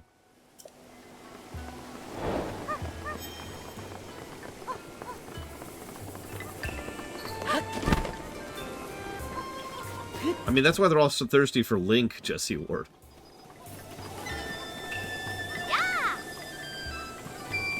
I don't know, Lord Aramont. I mean, in the interest of fairness, at this point in history, for this kind of a production, you should probably have a completely third-party studio whose only job it is to do your voice acting for you, right? Like Square does nowadays. They have that British studio that does some really good stuff for them. However, Nintendo has the capital and the resources and the time and the backing necessary to go for that, so I'm not sure why they haven't pulled that trigger and just started to do what Square did. And have that third-party studio that handles their voice acting and the localization side of things. Hopefully not the same studio. Square is already working them to death.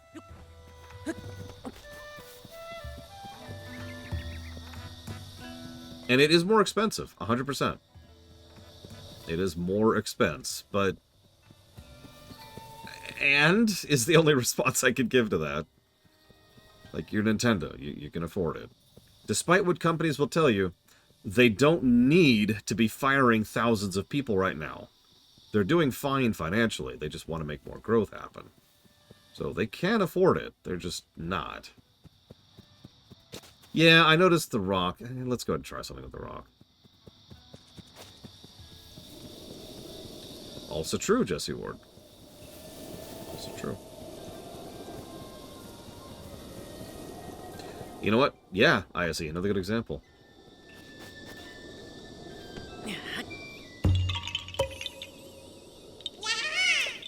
I don't even have a good reason why I didn't do this the first time. I even thought about it, like, hey, that looks like a Korok. And then I just, like, that thought never went anywhere. It was so stupid. I was just like, hey, that looks like a Korok. Moving on. And I do need at least 108 seeds, remember. So, like, bare minimum. I say need. Want. Would like. Oh, the Koroks are super cute. And then, yeah. They all used to be people. And then the Wind Waker happened.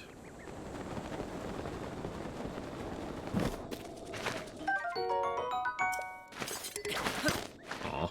I didn't realize it was a bird at first. No, this one. No. No! No! No! No! Okay. Hang on. Can I make... I think I don't think I have the stamina for this. We're gonna try it. We've got this. Wait, hang on. I need music. I need music to make this epic climb. Give me a sec. We're gonna make this happen. Give me a second.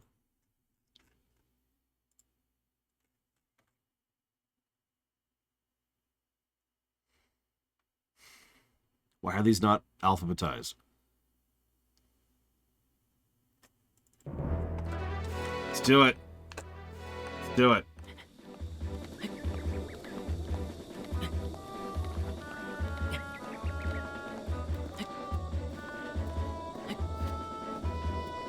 Okay, we've got this easily. My height is apparently higher than I thought it was. Go figure.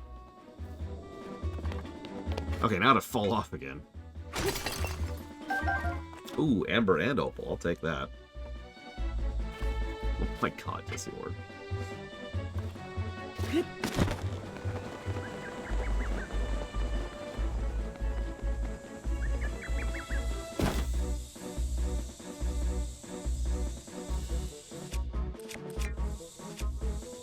I'm just gonna leave this on, see how long it takes people to recognize that I've got my own music playing.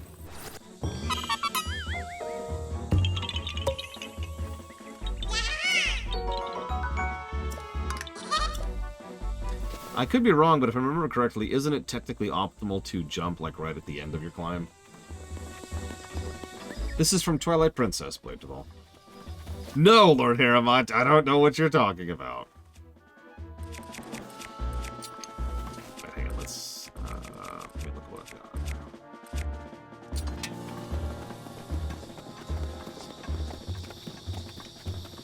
No, I know you can do it. I've done it already in this very playthrough. What I mean is that I think you get more overall height. Like, you do the slow crawl until you're at the max, and then when you're at the red, you get one last jump. Hurrah, right? Whew. And I've used that to bullcrap some climbs in this game, let me tell you.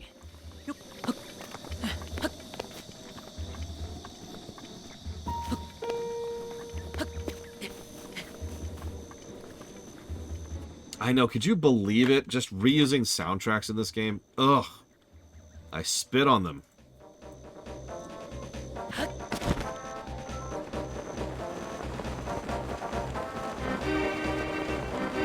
Oh.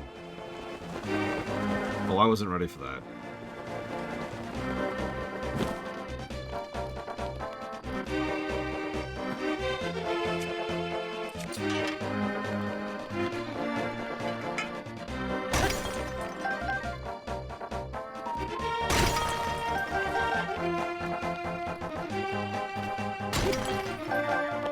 Okay, no, I'm not ready for that. I'm not ready for that. Oh my god. We'll get there when we get there. God, I was not expecting that reaction. Sorry. Let's go a bit classical.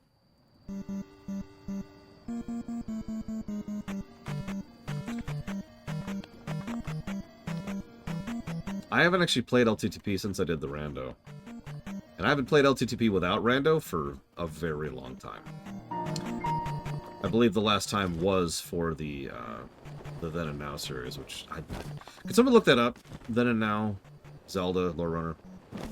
I don't know how long it's been. It's been a minute. It's been years. Are we about to Blood Moon again? Nope. Okay, we're good. 2015. It has been 9 years. Roughly.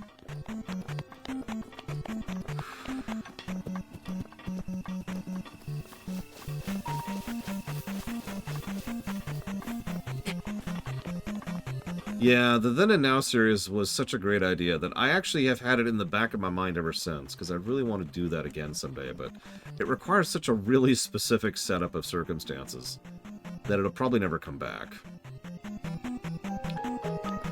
But I really liked the Then and Now series. It was also unique from my perspective, since I was effectively streaming just without anyone to actually talk back to me. You know, I was streaming to the air.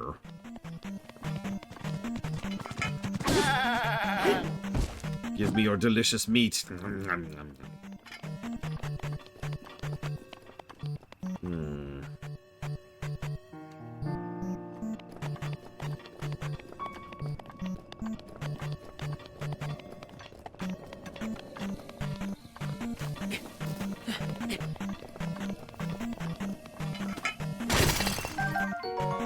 Topaz. Sapphire. Nice.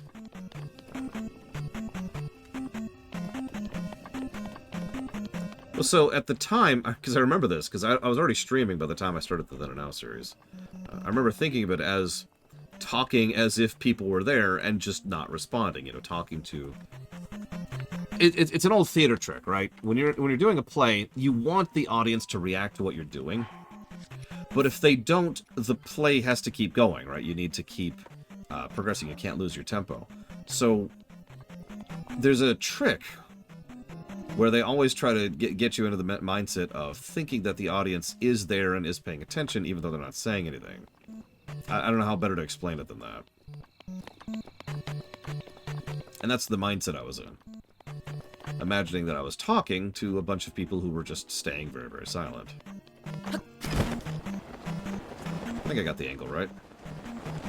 And I'm pretty sure I have the stamina for this, too.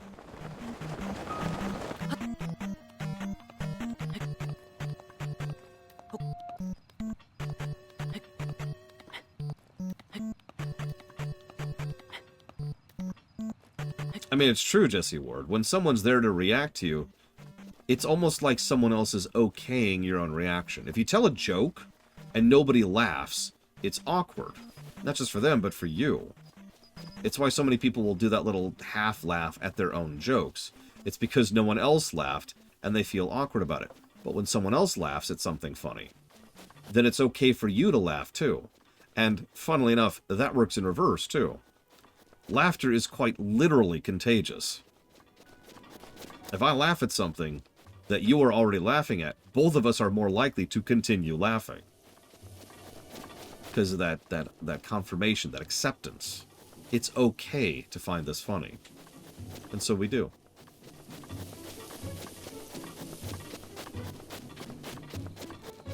No, and I agree with you, Lord Hiramon.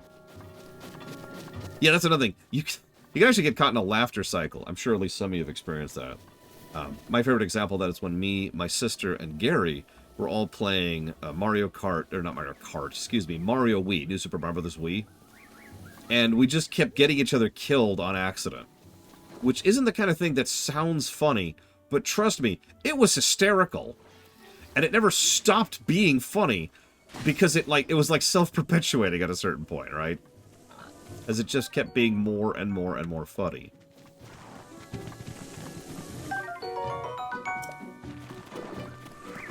And eventually we had to just stop playing and put the game down for a minute to recoup because we were giving each other headaches.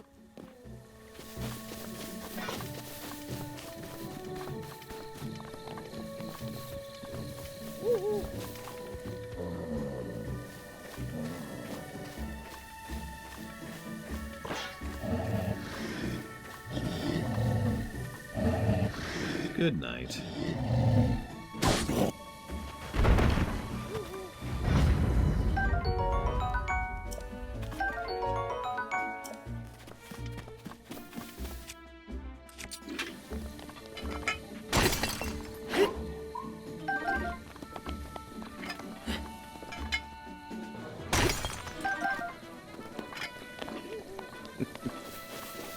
Oh, hello.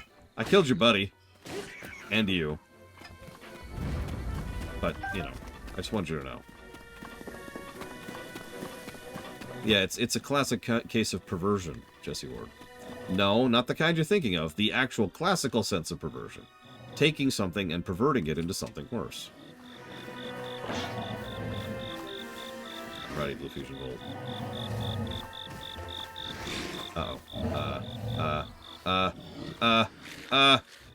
Made it!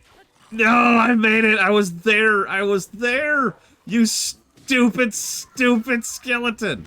You're all gonna die! You're all dead! You're all dead!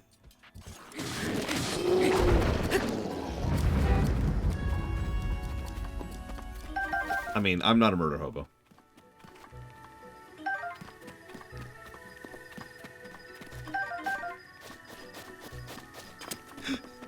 Just the skeleton's like, hi, it's nighttime. No! This isn't Ocarina. Why are you here? Anyways, so hopes or expectations for Tears when we get there. I fully expect, and I mean this with absolute sincerity, that we're going to start up Tears. Did he die from that? Oh my god. That we're going to start up Tears, and then we're going to spend the first X number of shifts. I don't know how long. In fact, I'm going to make it a guessing game. Building stuff.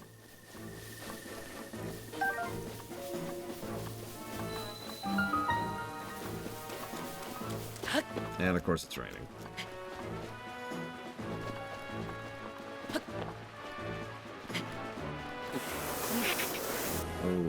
Okay.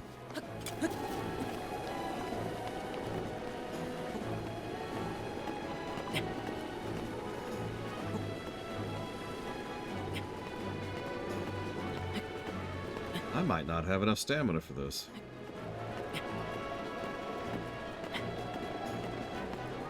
Find out in a minute. We're doing the nice and slow route here.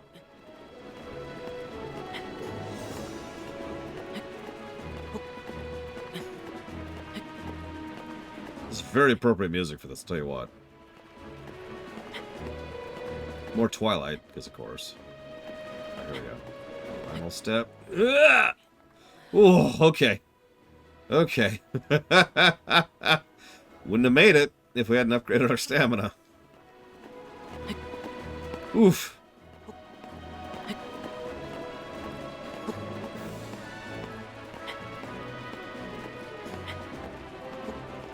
Of course, Hira. Listen, the durability respects your intellect, okay? I don't know what you want from me. Whoop, whoop, wrong button. I actually wanted to go down. I am having fun. I'm playing Zelda. I was thinking about that. With the gigantic gaping exceptions that are Zelda 1 and Zelda 2, I don't think any of these games are going to score net negative. Even those two might not. We'll see. I think that all of these games will have at least something to drag the experience overall up. Yeah, I like Zelda 2, or at least I like Zelda 2 up until it hits the sunshine point, and suddenly becomes a much worse game. I don't think I'm going to make this one.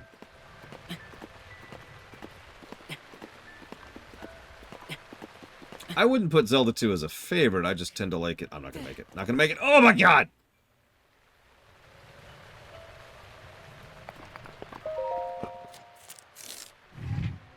I just don't hate Zelda 2. Zelda 2 is the black sheep one. It's the hated one. It's the one everybody says, Zelda 2 is total crap. And I get why. I just don't happen to agree with that, that's all.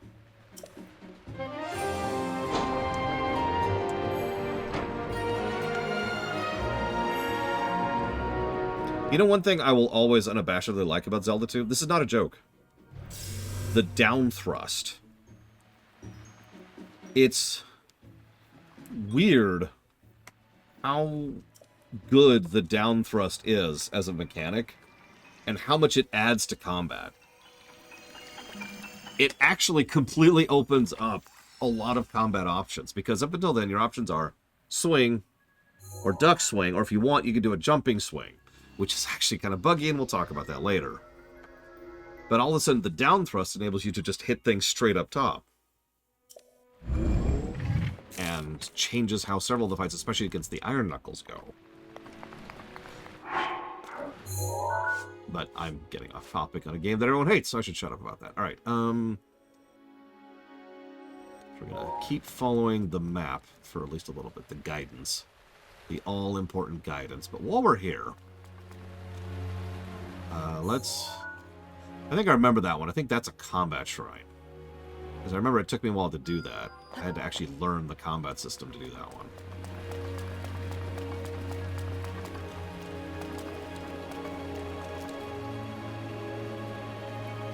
You know, that's a fair point, Javis. Look, I'm not old, you're old. I'm kidding, I don't feel old. Everyone jokes about that. Do you feel old? No. I keep expecting to. And I keep not.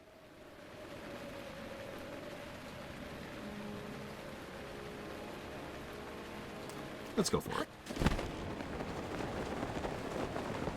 I think we can make this. If not, we can do the last minute thing.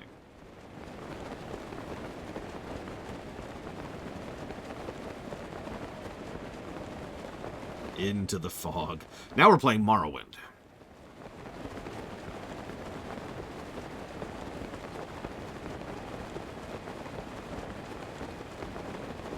Well, you see, Giga,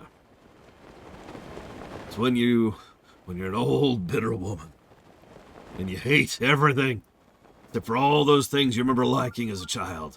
They're so much better than all this newfangled stuff. I mean, considering how experimental Zelda 2 was, yeah, original.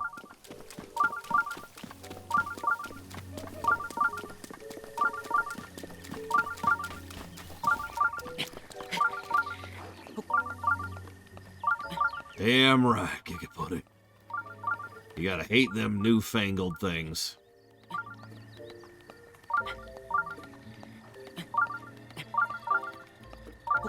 Yeah, no, Zelda 2 is Nintendo doing what Nintendo does. Trying. Just experimenting with things. Oh, hey, we actually have music for Hatano. By which I mean, hate no. Hey, Ramble, thank you very, very much. Right now, Bregwin is out walking the dog. But when she gets back, if you remind her, and I'll try to remember to remind her, we can get you an invite to the Discord. And I'll put it towards dealer's choice. Appreciate you. Thank you. I do like Hatano music, although I don't want to give it away too much, but I actually do have a favorite song of this game. Like one song, which I think is a really, really, really, really good song.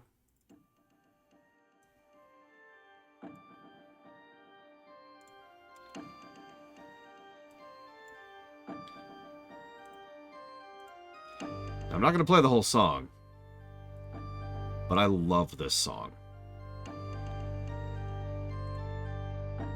It is an amazing mix. In fact, it's actually two separate amazing mixes. And both of them are layered on top of each other, and which part of the castle you're going through changes which version you're playing. It's really cool. One of the first things I did with this game, you know, a geek warning, I suppose, is that as I made my own remix of that song. First thing I did.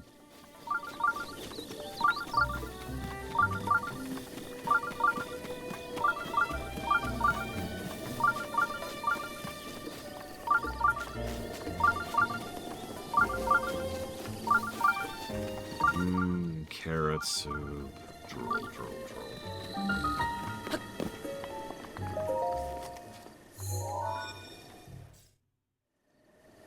Having said that, if I had to pick a favorite Zelda song of all time, it would probably be The Dark World from LTTP. But if I had to pick a second favorite Zelda of all time, that's tricky.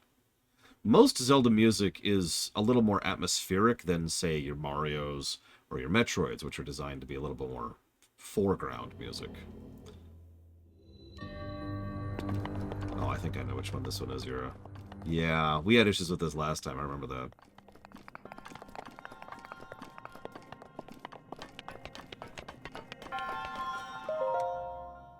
Up. Okay, so. I would not want to emulate this, honestly. You could really tell this was made for the Wii U controller. Just look at the icon down. I'm kidding. Ooh, nope. Little bit. Ah, Jesus. Okay, hang on. Yeah, how do you do DRM? Well...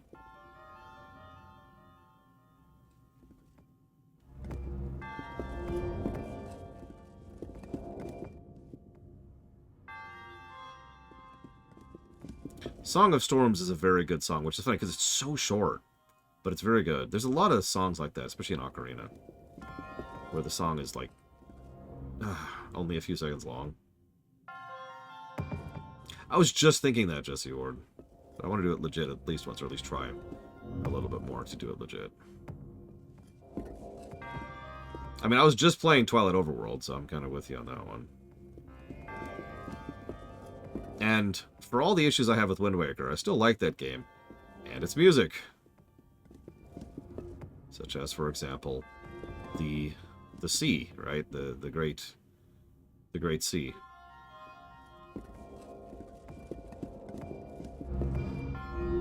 Did I do too much? I think I did too much. No! Damn it. I had that. Oh man, I wish, Spartan. What? Okay, hang on. Reset. Whoa. No, hang on, other way. One. There we go. Nope. Back. Zelda themes I think are actually bad. Yes, there's a song in Twilight Princess which will get a negative. It is literally a nausea-inducing song. I've actually talked about this before. It's the combat song for the Twilight areas. Damn it. No! Okay, hang on. Blah. Oh, okay, fine. Listen, we don't talk about the Forest Temple or how it's my favorite Ocarina track. Didn't used to be. I never thought that song of all songs would become my favorite Ocarina song. But the more I've replayed that game, the more it's just risen, in my opinion. There we go. Nice and gentle. Now let's get it kind of centered here. There we go. Mallow Mart is another Twilight song that can go to hell. What? I was just about to jump. Oh, that was an experience.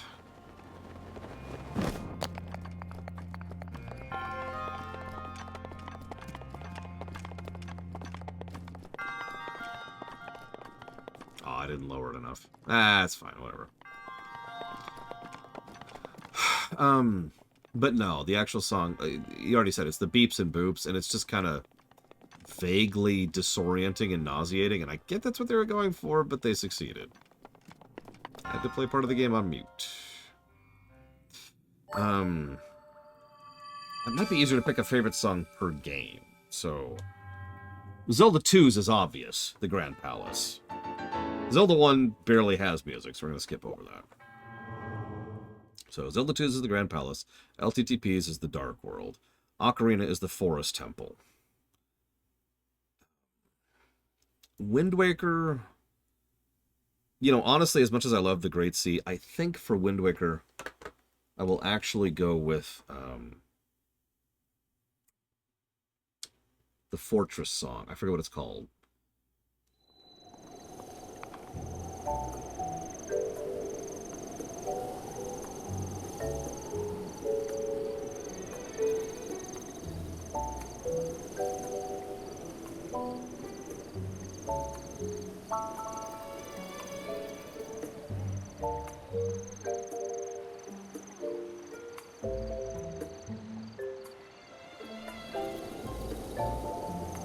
Forsaken Fortress, that's it. Majora's Mask? Ooh, that's a tough one. I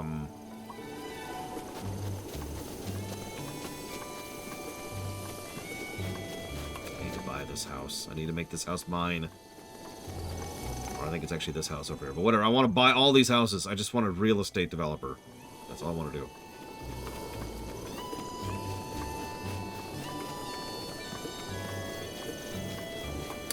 I think my favorite Wind Waker, Majora's song, I'm going to go with the third dungeon, which I suddenly can't think of the frickin' name of.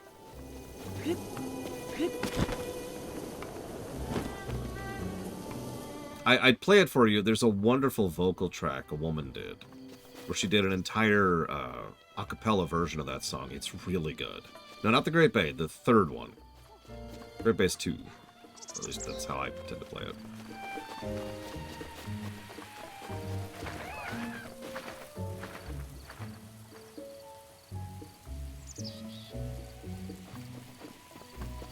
Yeah, I'd agree with that, Ramble. Feels just kind of like, and.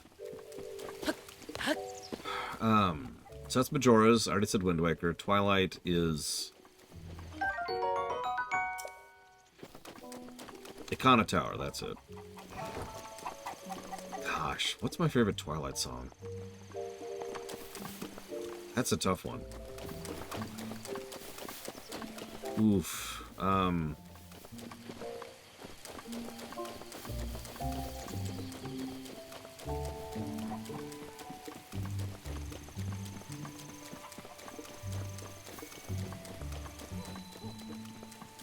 I have to admit, I really like the Western song in Twilight Princess, but I don't think that's actually my favorite. It's just way up there. Hey! Yo! Morning. Kind of dreary run of the game, but General Store Extraordinary East Wind is open and lively. Go have a look. Keep your space. Us spies are on a top secret mission. Don't follow us or you blow our cover. Okay. Could you get out of the way, please? Thank you. Oh. Oh, a customer. I didn't even hear you come in. Sorry about that. I trust everything is as I left it. Yeah, what do you got? Arrows. And... milk. I could use some milk at some point. But I'm not made of money yet. Rice. Ooh, could definitely use some rice. I'm really torn. There's also Midna's Lament, which is a great song in Twilight. And pretty much every one of the dungeon songs is good to some extent or another. Oi! Wait, I can interact with the wall?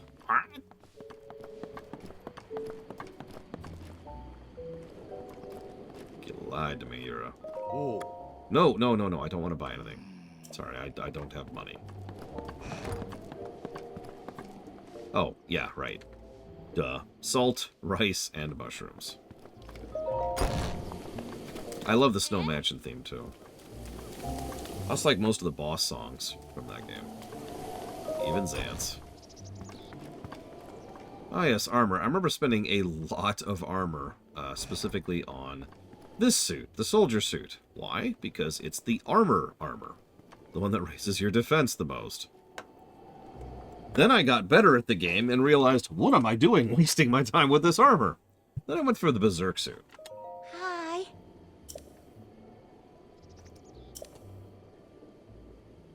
You like this corner? Eh? Oh, am I nestled too far in the corner? Is it hard to see me? I know it's a little weird, but I just feel more confident over here. Okay. Okay. Girahim? Jesse? Jesse Ward?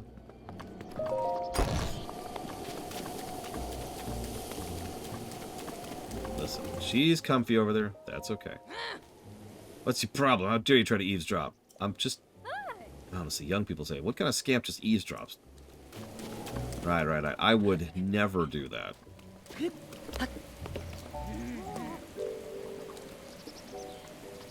Super sneaky. No one can hear me.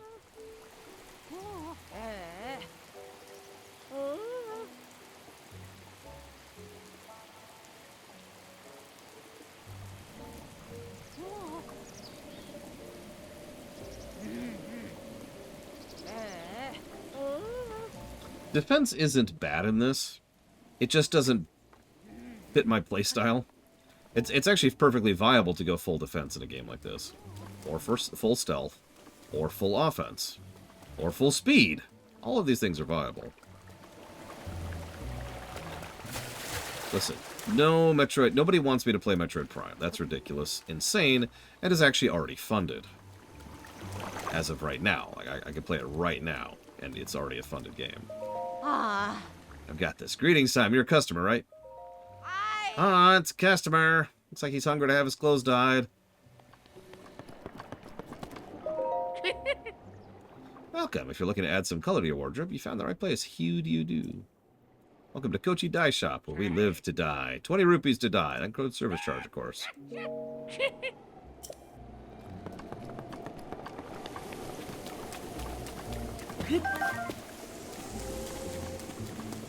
I love Prime 1. I can't mention Prime 2 or 3. But you're probably wondering, but wait, Lore, if Primes are already funded, why aren't you playing them? The answer is actually really, really simple. I'd rather tear out my teeth than play Prime 3 on the Wii again. So, given the fact that there's a near total certainty that they already currently have a functional Prime 2 and Prime 3 port and or remaster, probably for the Switch, I'm going to go ahead and wait until that actually comes out. In fact, if you check the website, you'll notice it's listed under I'm playing chicken with Nintendo. Oh. Traveler, right? I could tell. There's not a whole lot to see in this village, but knock yourself out. There's nothing of interest. Well, nothing might be going a little bit overboard. We do have a dye shop. I don't think they have one of those in the other towns. We also have Mount Lineru up to the north. You see it? No, it's raining, dude. Yeah, Mount Lineru is interesting. With Spring of Wisdom, the princess of Hyrule used for purification, said to be up on that mountain. Special fountain that the princess had to endure hardship to visit. I bet the royal family left a treasure there. Well, at least they could have. I would have, if I was royal. Anyway, Mount Lineru is a mysterious place engulfed in ice. There is treasure, no one's getting it. So, you should go look up there. Quest get. I don't really have a main grievance against Prime 2, except for the obvious. I didn't care for the swamp sequences, where you had to go through the Dark World, and I felt like there was this one swath of game which was a little padded. But that's it. Minor complaints. You'll notice all my complaints have been leveled at Prime 3. But that's the point, isn't it? Like, if I'm playing Prime 1, which they have a remaster of, in fact, surprised it's that far down. I thought it had been the top thing. There it is. You see that right there? Yeah, I got that. By the way, good remaster. Highly recommend. So, good to go on Prime 1. But Prime 2, I would have to bring out the emulator for the GameCube, and I don't like emulating GameCube games if I can avoid it, because of just general reliability issues. And Prime 3 is only on the Wii, and, well, I've already made my complaint there very clear.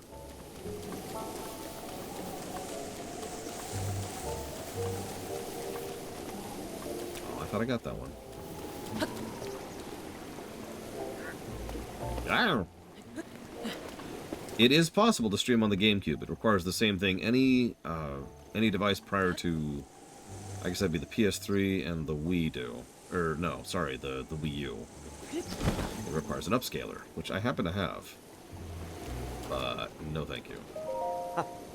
Even in the rain, you still gotta check everyone out. Ever stayed at the Tanpu Inn? No. If you're not staying there, then I'm supposed to check out everyone who comes into town. That sounds weird. Your job is weird. Whatever it is you do.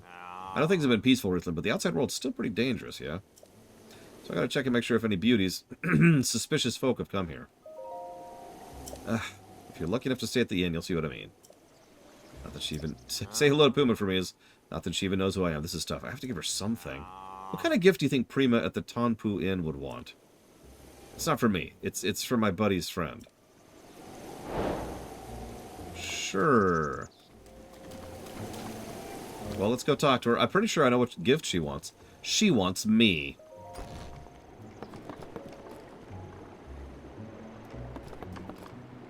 Oh. Thanks for coming in the rain. Oh yeah, by the way, if you didn't notice, what the weather is changes what pretty much every NPC in the game says. It's a really minor touch, but it's a nice touch.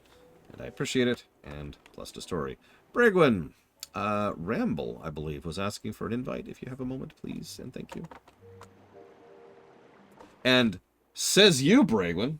I've walked around with nothing but a ribbon on before. That's not actually a joke. No, I'm not giving you any more details. Alright, so.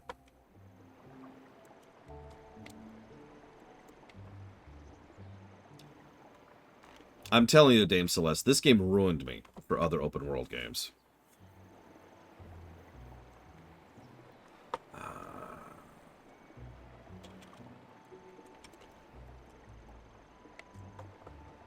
So, welcome to the inn. Here's your beds. No thank you.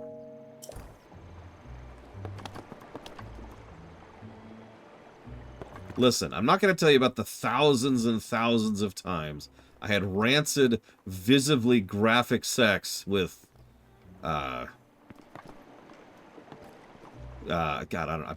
I can't think of where to take this joke. With Beverly Crusher. With Gates McFadden. Hey, brother. Brother? I can recognize a fellow traveler a country mile away. We share a unique bond, you and me. I've recently returned from both Goron Town and Gerudo Town. That's a trip. Interesting about Giles? Yeah, tell me about him. Goron City is north of Hatano in the Elden region. So hot there it burns me just thinking about it. I had to turn back. Didn't actually make it all the way to Goron City. Gerudo Town. Yeah, it's west of Hatano's village. Hatano. Right when I was about to make my way to the Gerudo Town, the gatekeeper threw me off. It wasn't until I heard they only let women in. If I'd known beforehand, I would have trekked all the way across the sticking wasteland of a desert. But now I'm wondering if I could have gotten in if I fooled them, thinking I belonged. So there's your tips. To get to Goron, you need heat protection. Lots of heat protection. And to get to Gerudo Town, you need to be a woman. In other places, if you got a taste for adventure, you don't want to miss out on Zora's Domain and Rito Village. The road to Zora's Domain is dangerous, though, and Rito Village is far away. Neither are easy places to get to.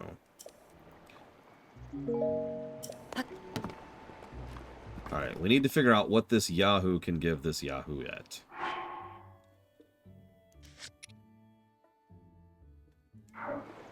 Wait, is this Prima? Are you Prima?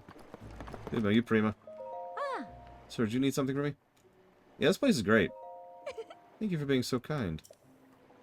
If you'd like a room, we can work that out if you just step to the other side of the counter. No. What do you like? Why is he asking? Whatever, I'll just say something random. I'll tell you something I really like. Crickets! It's my dream to have my own collection of 100 crickets. As if.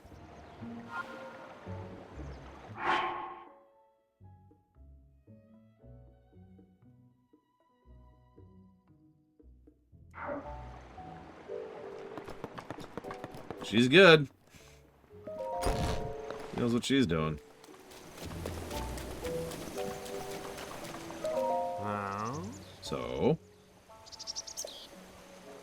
So I talked to Prima. Huh? Prima told you what she wants. She never talks to me. I mean, that's cool. That's cool. So what is it? Huh? Wants restless crickets. 100. What a small world. I love restless crickets. I'm a connoisseur of them. I think that's what the word means. Catching humdrums. You think you'd help me start it? How about give me 10 of them?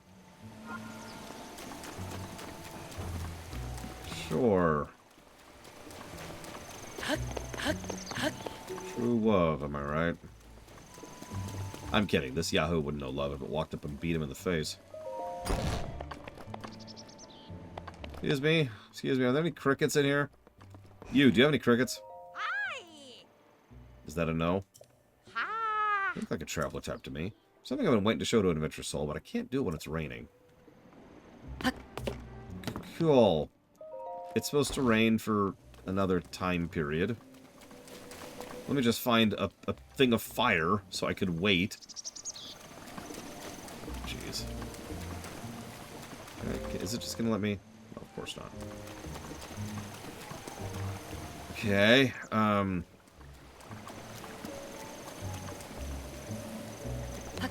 I think so, Jesse Ward, yeah. If you're talking about the diamond one. Like, if you see, Yura has the gold one. And Bragwin has... Well, she doesn't have any of them. Wait, did it stop raining? It stopped raining! Yay!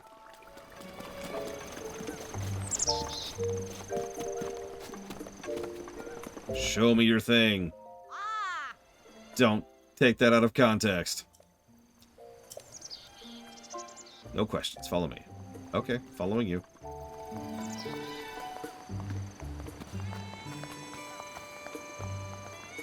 And then it starts raining immediately afterwards.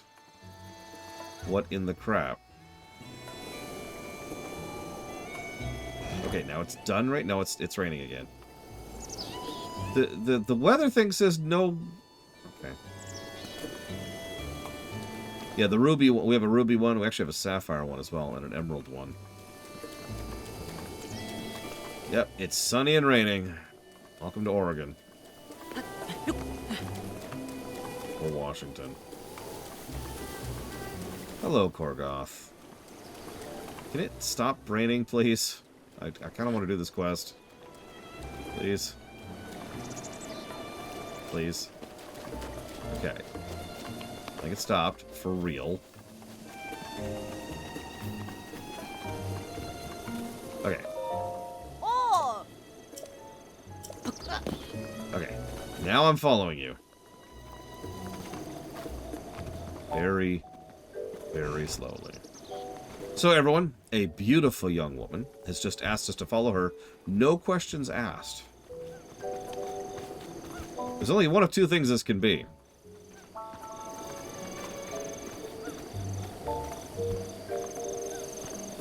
One of them involves a trap. So, we're just going to be ready for that here.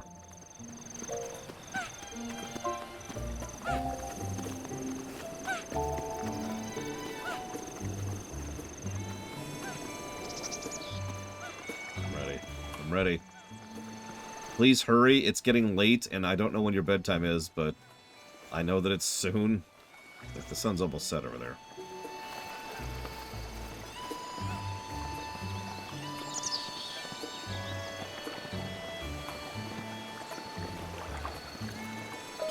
Ah.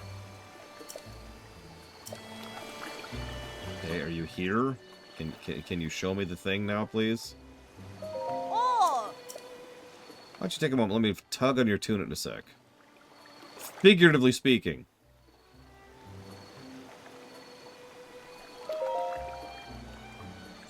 See those trees on the top of the snowy mountain up there? Actually, yes.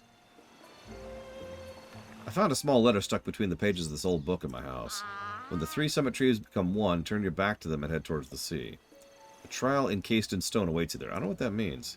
Maybe let's just head with... Maybe it means we have to head to the Ambrosia coast, which is just east of those three trees of the mountain. But a trial encased in stone, I wonder if you get some treasure. But I have a child. I can go off on a journey in the mountains. But you can do that, right? You'd be great at that. Bring us back that treasure. Yeah, you're not going to like that treasure. But that's okay. Yeah, there's a lot of shrine quests that I kind of accidentally skipped the first time I played this game, because I just went around looking for, you know, shrines, and then I'd stumble onto them and then, you know, do them. There are quests that vector you to certain shrines. That's cool. What we really want right now is observatory here. I'm extremely curious how Skyward Sword is going to hold up on No Name, because it's hard for, it's so difficult for me to differentiate my physical, literal pain that game caused me on the Wii versus the actual quality of the game itself. So, very, very, very curious. For those of you long-standing viewers, you may know that I actually forbode playing Skyward Sword. I wouldn't allow it on the list and I refused to play it ever again until they ported it forward and fixed the controls. And I said for years they would never do that because there was actually an interview by Aonuma or Miyamoto, I forget which flat out said, yeah, we're never changing the controls.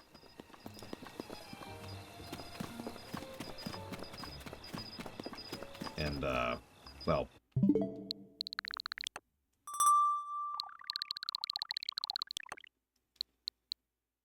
Oh, it might be under L's. No, it's right there. Yeah, there it is. Right there. So... cool!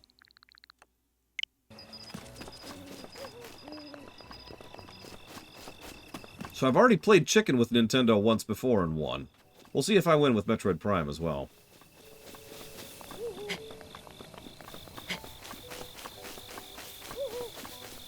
Well, there's some drama behind the scenes of Skyward Sword, which is probably related to that, Dame Celeste. Well, it's really simple, Jelly Leprechaun. First of all, the Wii controls sucked. No, they were terrible, awful, you know, just unrepentant garbage.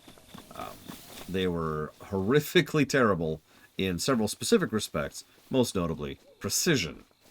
Being like, hey, do precise sword fighting when trying to fight someone who has very, very tight reflexes.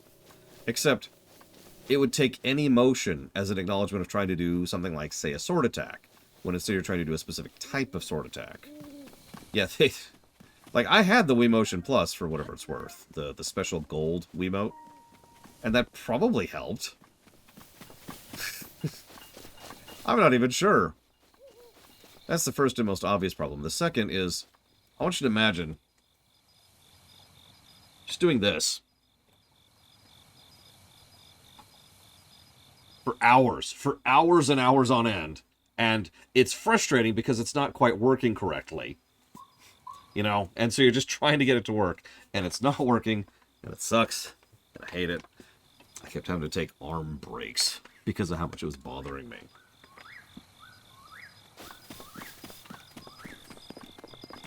So, I said no.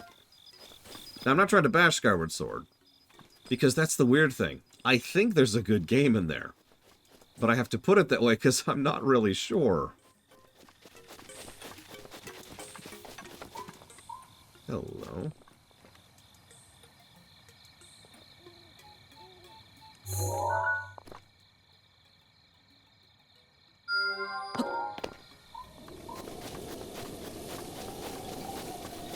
No, I actually lifted weights. Jolly Leprechaun.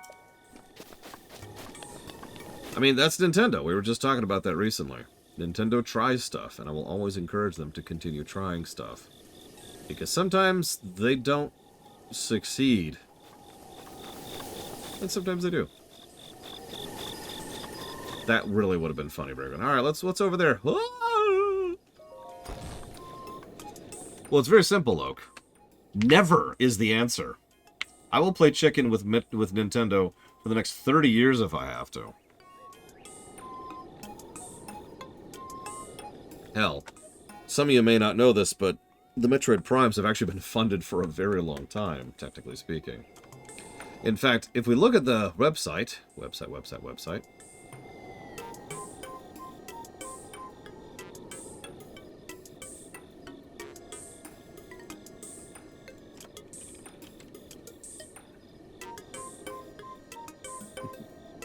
I am more than capable of being petty, but I am also supremely patient. So yeah, we're playing Patience and Chicken with the Metroid Primes. Deltarune, which isn't out yet. Dishonored 2, which has been funded for a while. The Paper Marios, that's funny. If you remember, the Paper Marios got funded a year plus ago. I think actually more like 2 years ago at this point. And I said, let's hold off on that. And everyone's like, why? And I'm like, well, because there's going to be a remaster. And everyone said, no, there won't.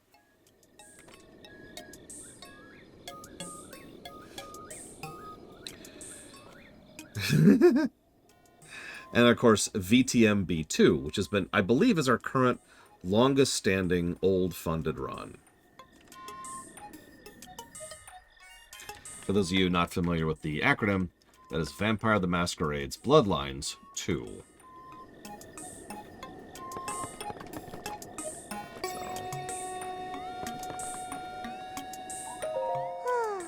Good evening. This is the Hatano Ancient Tech Lab. Do you have business with the director? Yeah. The director's in the back. A terribly busy person, that one. Please try to keep it brief. Okay.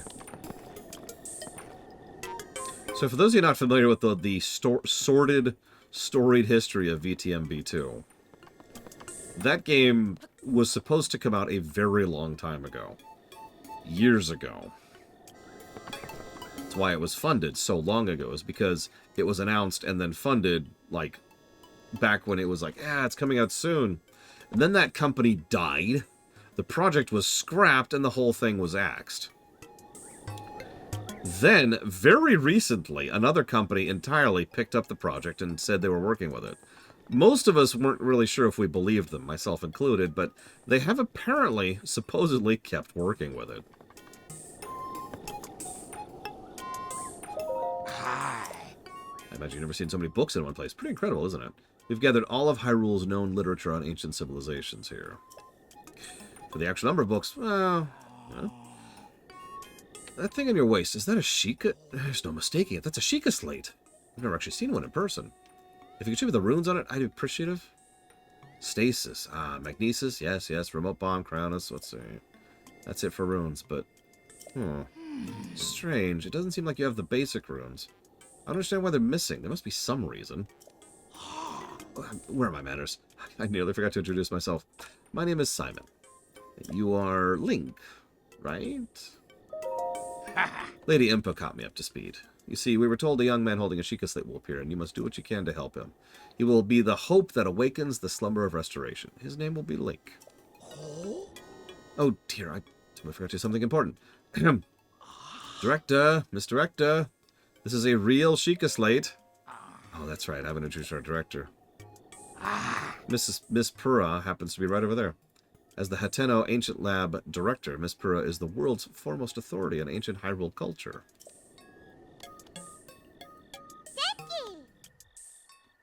I hate you. I have the utmost respect for Miss Pura and all she's accomplished. I'm honored to be her assistant. On that note, you see, the director may look like a young girl, but maybe it's not my place to be telling you these things. You should talk to her yourself.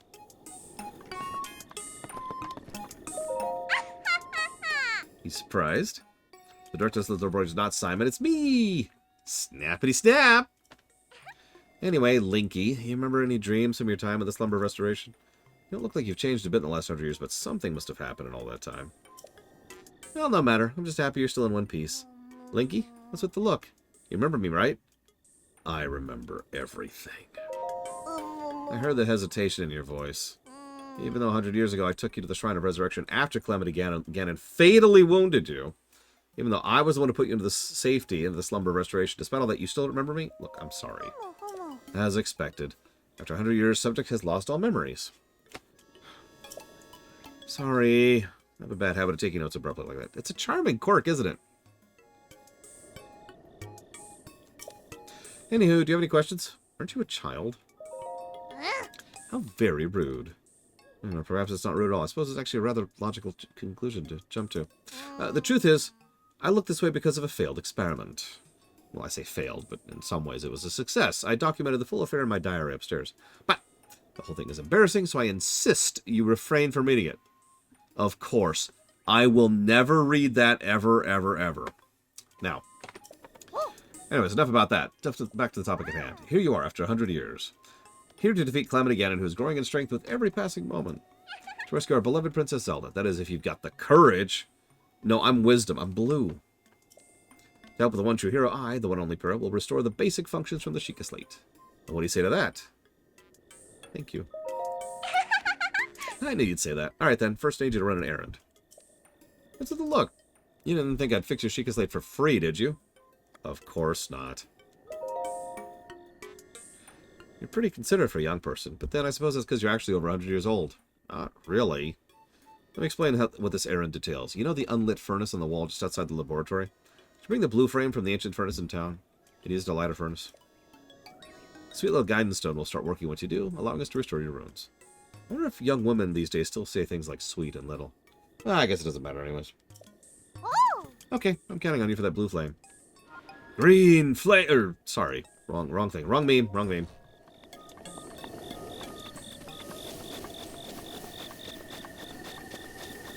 Listen, she's really a 1,000-year-old dragon. To answer you, Ross, and I in no way mean this as a negative, but I haven't really been holding out hope for the Fire Emblems. Because, like, I have no pre-existing investment. That's the word I'm looking for. Investment in that. Plus, while we're on the subject, Fire Emblem series has a really weird history of being ported forwards. Like, I can't even say they never do it, because they do sometimes. They even get full remakes sometimes. And then other times, it sucks to be you.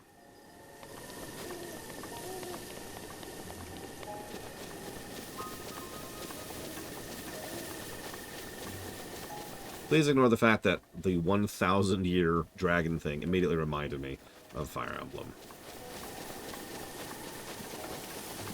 Wait, do I have... I do. I kept it. Good. Thought so.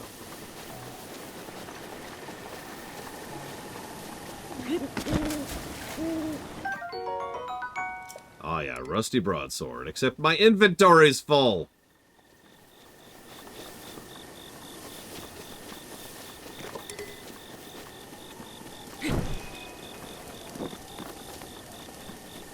I was just waiting for the rain.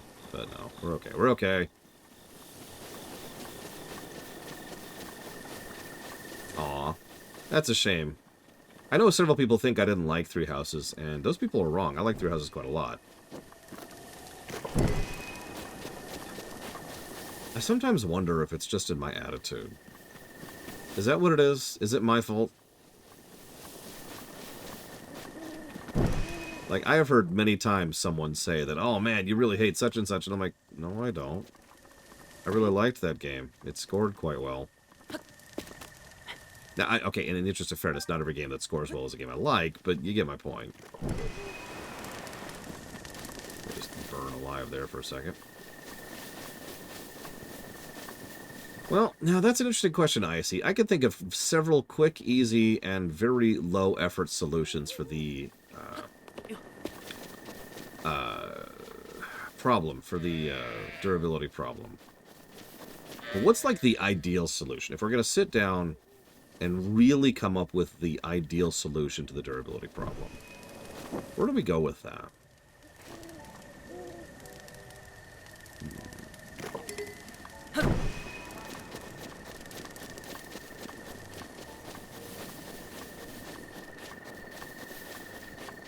I wouldn't remove it.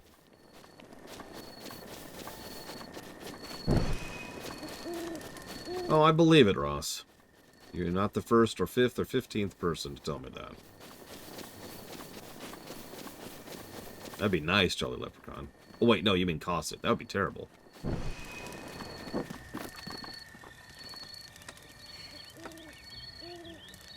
So let's get the easy thing out of the way first. Make it a toggle.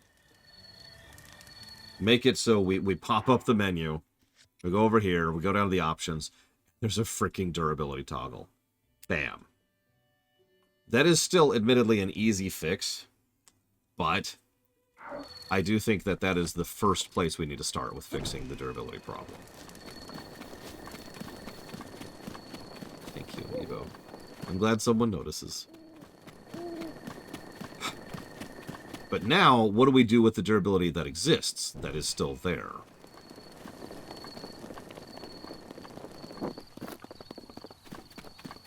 So the first thing I would do is I would make it, I admittedly, this is going to sound really familiar. Why did I do that? This is going to sound really familiar to anybody who's played Dying Light. So what I would probably do is I'd make it so you've got your item, right? And these items have a new stat on them. That stat pretty much means how many times you can repair them, right? So this one has 3, this one has 5, this one has 2, this one has 50, okay? Each one of these, that's how many times you can repair it up to full. Once you have finally, run through your last repair thing, that weapon is broken. Broken weapons automatically get done. Well, no, I don't like that. Let me walk that back. Broken weapons, you can then have the option to salvage. By the way, you can also salvage functional weapons too. All of those give you salvage. Salvage is used for repairing. Boom, there's your loop. You can put broken weapons up for display if you want to keep them around, because that's cool. You can keep specific types of weapons around, which you can then use inventory. You can use other weapons on to repair that specific weapon, because you want that specific weapon. Yeah, this is actually very Fallout 3E, now that I'm thinking about it. But I'll admit, the system I'm talking about now is pretty much straight up Dying Light 1. This is how Dying Light 1 does it. But there's one last thing Dying Light 1 does, and this is what ISE was asking about, the inventory limit. The answer is very simple. There is none. Boom. There is no practical reason to have an inventory limit in any game that isn't either survival-based or has designed its gameplay around it, like Resident Evil 4, for example. So, what I would do is I would completely axe the inventory limit entirely.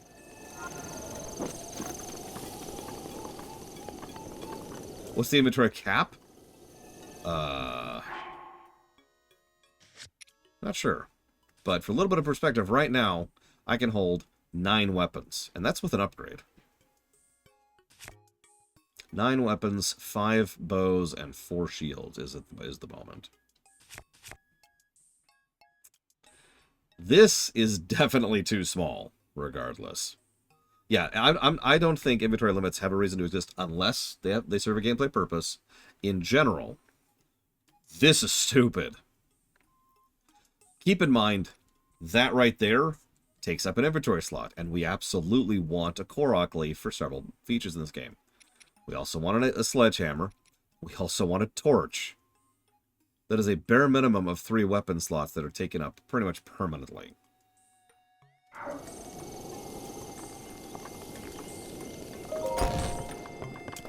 That's just roaming around, like, exploration tax.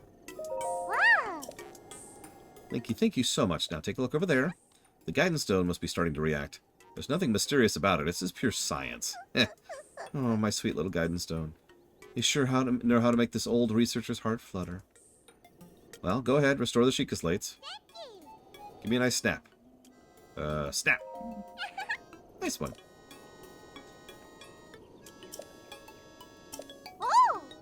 Let's do this thing. Oh god, Guild Wars 2. I'm told Stranger of Paradise has a similar problem with inventory, but we'll talk about that when we get there. Camera, Hyrule Compendium, and album files confirmed. Starting repair.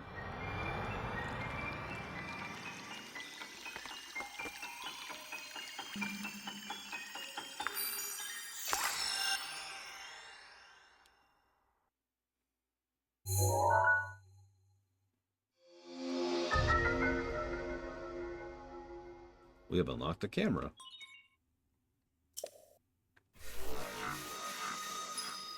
And the memories sequences. And the stuff we're not doing. PFR, we are not doing all of that.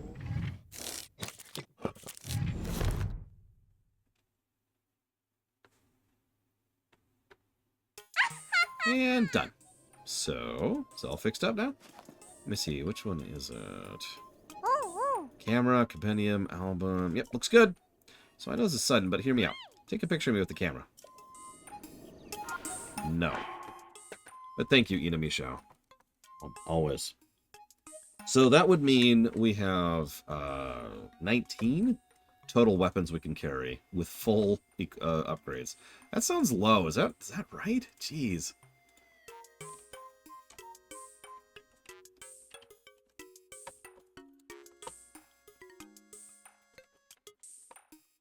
So that's going towards the Neo block. Dragons, Dogma 2, Dragon Boogaloo, Xenoblade 3. Thank you, Ina Some games are interesting about inventory limit. FF6 technically has an inventory limit, but not really. If you have one of every item in the entire game, your inventory will be full.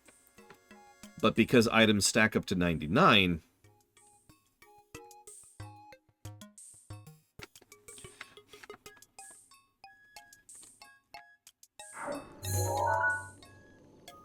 no, I guess I need to do this, don't I?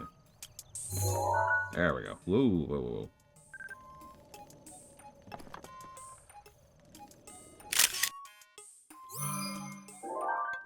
Well, that's why I mentioned Resident Evil 4 specifically earlier. Because Resident Evil 4, come on, there we go, designed gameplay and functionality around it. And in fact, Resident Evil 4 is also a Resident Evil game, aka a survival-based game, where inventory management is an actual mechanic. Itemization is a major component of those games, so thumbs up. How's the picture taking? Do you get a cute pic of me? I took one. I can't wait to see it. Let me see. Probably Jolly Leprechaun. Who is this beautiful young creature? Huh? Oh, I guess that's my cue. Sorry, I lost it there. It wasn't on purpose. It's not just a pretty girl in these images. Yes, there's also some old landscape photos. I knew Zelda made frequent use of the camera feature, but man, it dawns on me you were her appointed knight, which means there's a strong possibility you accompanied her to all the places where the pictures were taken. So the lost memory thing could be a problem, but don't do it. Just go and find all the spots and talk to Impa and everything's cool. Bring back some ancient materials, either to me or Robbie. Okay. I have some ancient materials. If you bring me ancient materials, I'll power up your runes. 3 ancient screws, 3 ancient shafts, 3 ancient cores. But I have that now. Ancient materials. Let's do it.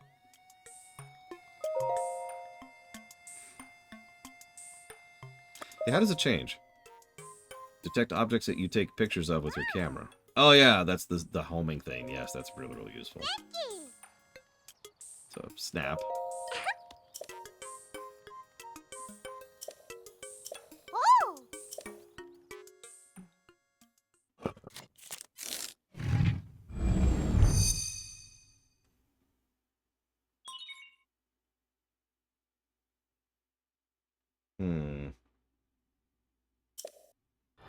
Could be Lord Harrimont. As much as we've been doing a lot of story today, the story density of this game is minuscule. Yeah, we're playing on the Switch, Meepo. This is a colossally huge game, and a very, very, very small percentage of it is story-focused. I think that you're right. I think that's part of what drags it down a little bit.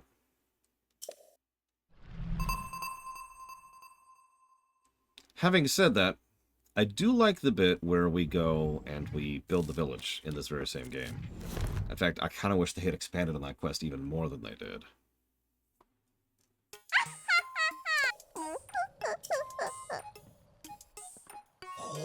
The Sheikah Sensor Plus. I really want to see it. Yeah, sure. I'll show him. Okay, fine. What? Yeah, no, exactly, Jesse Ward. Like, imagine... I actually thought that this game was going to have this at first. There's so many enemy camps and areas which feel like, you know, it's a spot where someone could plop down a town or whatever. And it's so felt to me like they were wanting you to build. Now, obviously, we can't possibly have a Zelda game where we build stuff. That would be ludicrous. But I would love it if there was a thing where you have reclaiming the wilds as a major component of the story, effectively as a continuous prime opt, right? Where, hey, we've cleared this place and we've cleared this place, and now we can move into here, and you get access to new towns, which maybe give you a little bit new story, and maybe a new hub which sells you stuff, and maybe each new hub you buy, the stuff they sell you just kind of goes down and down in price as they have you to thank for the fact that they have that, and they've got better supply lines, and you get it. And yeah, no, they definitely wanted you to feel lonely in this game. I think they succeeded a little bit too much, personally.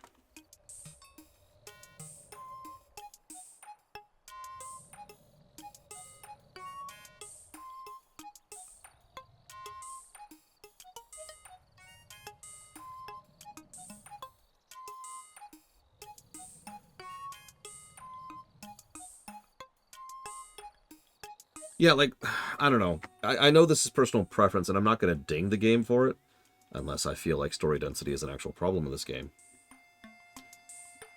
But I feel like reclaiming the wilds and rebuilding the broken world is more engaging than there's this massive empty plain of nothing, right?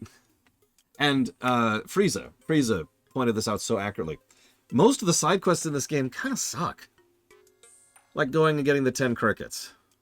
That's literally a quest we have right now, is to get 10 crickets. Even getting the different cuckoos around town was just go find 10 cuckoos and then plop them in. We currently have a quest to go get 100 rupees.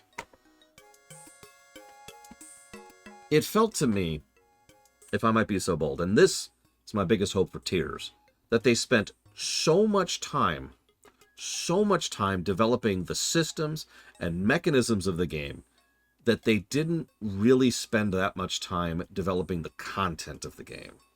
So the underpinnings and this infrastructure of this game are really good, right?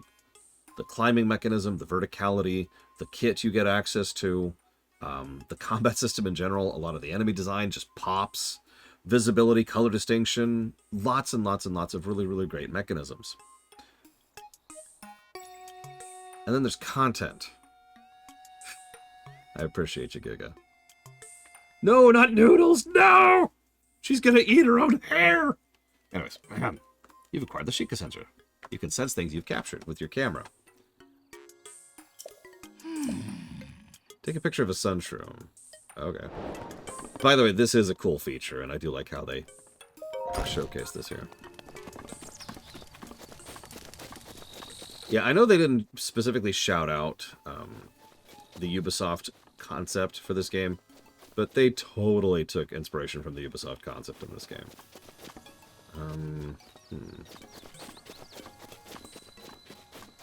That's true. Tears is post-Ganon, so great time to go building. Please don't spoil Giga. Don't spoil Giga. No, and she spoiled. She spoiled. Yeah, but I wanted to... Okay, fine. I'm just gonna drop one. I must have looted it earlier. That's on me.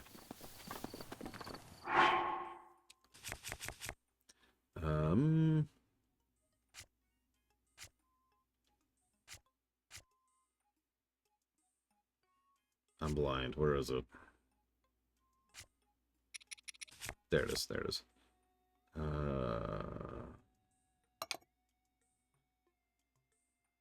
Hold, drop. There we go.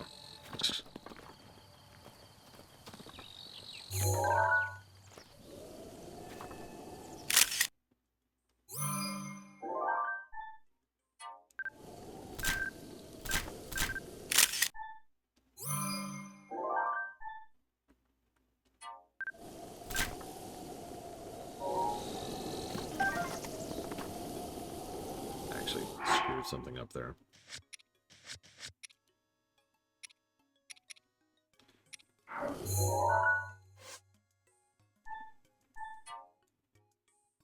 Get rid of that. There we go.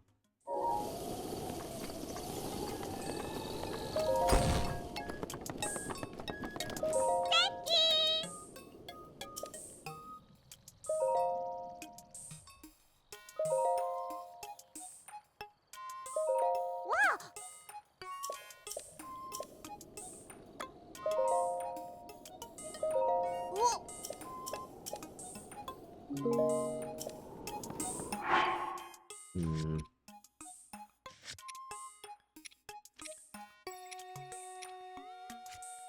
I don't have any shafts or cores. I think I need to actually kill guardians for that.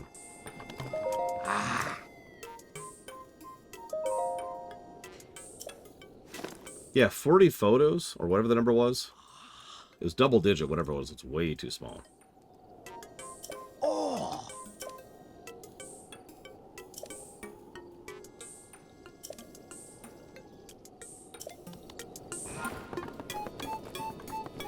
In all honesty, though, in a game like this, where gathering is such a major component of so many things, you know, like upgrading your gear or buying cooking items both, I do remember that, Jesse Ward, yes. It's okay. I appreciate you, Evo. Speaking of which, I need to answer your question. Would I enjoy living in this world? No! No! No! No! No.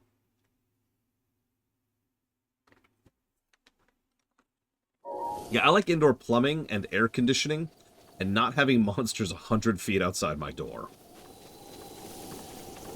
Like, I know it's all nice and bright and cheery, but please keep in mind, this is arguably an apocalypse. I know it's functionally, like, practically speaking, it is a post-apocalypse. But, no. This is currently in the state of being an apocalypse. And this game, you know, the apocalypse was put on hold, pause. And now our goal for this game is to then conclude that apocalypse. So then we could start actually rebuilding.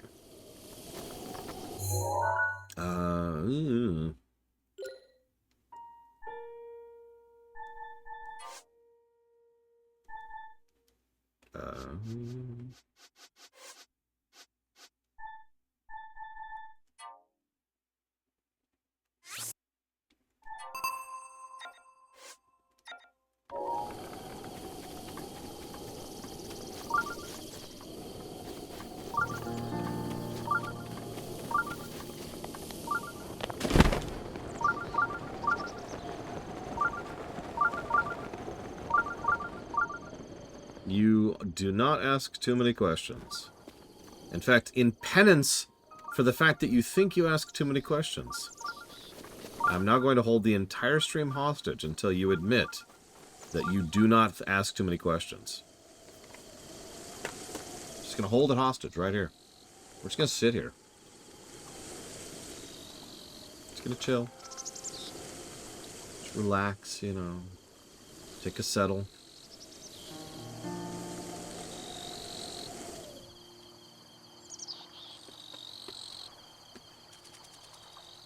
Stream is ruined.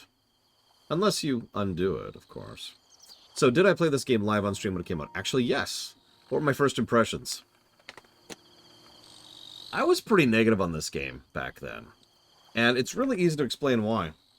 It's because I really, really liked the combat, and I really, really hated the durability problem. And so I found myself essentially forcing myself to slog through gravel to get to the sweet roll at the end of it, right? Oh, I'm done. And that's what this game felt like playing.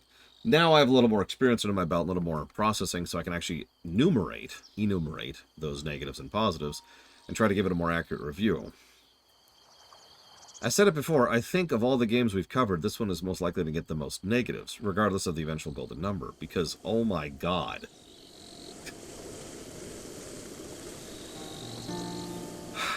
Now, what do I think of a game that forces replays to get different endings?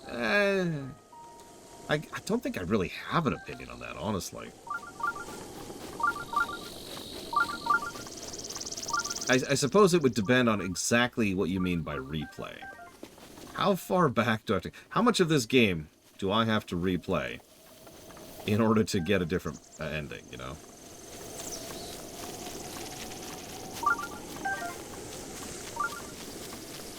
And yeah, I've made this comment before. This is a game that I desperately want to enjoy more than I do, because it does a lot right.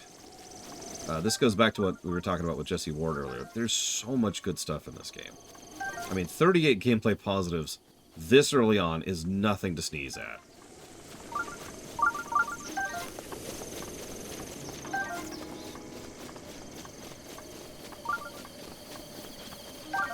And in the interest of fairness, I haven't even codified all those negatives yet.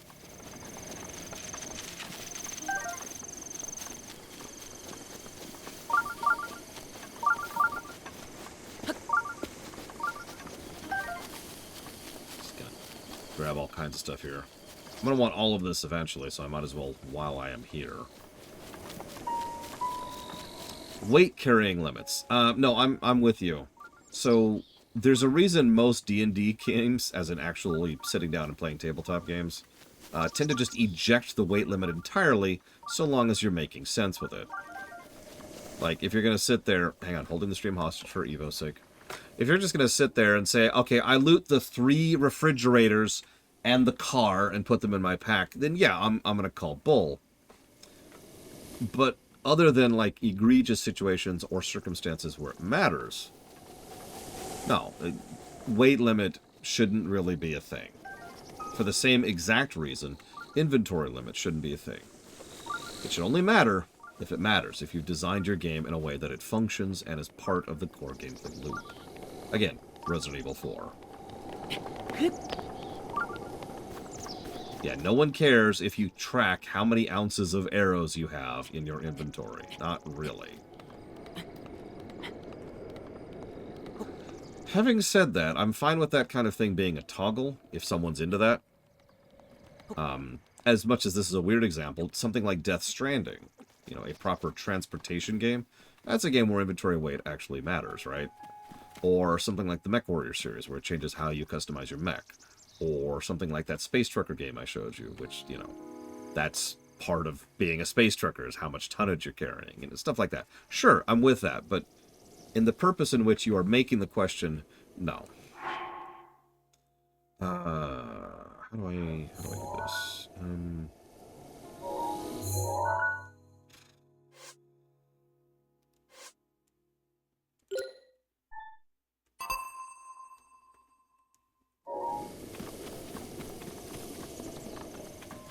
Well, that's a good question, Jolly Leprechaun. I don't know. I mean, the game's really vague about is there land outside of Hyrule. So.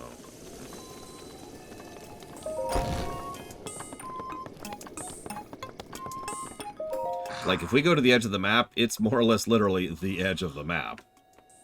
There's, like, really, really, really tall cliffs over there. Here you go, buddy. Hey, we just did a quest. It was to get 3 mushrooms.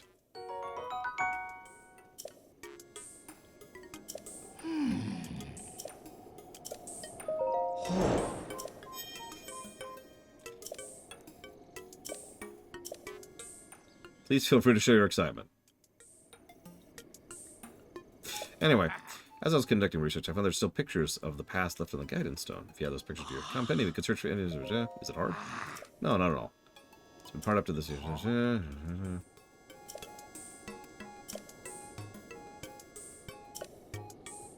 No, I'm good. Oh.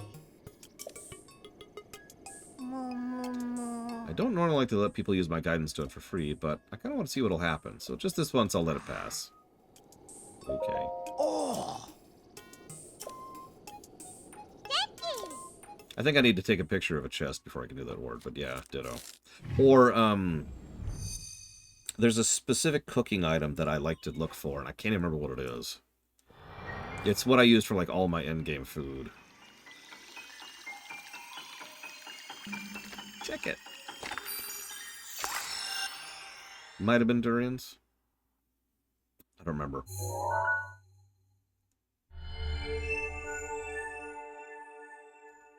Oh, yeah. No. Yeah, it was, I think. I think you're right. Just a word.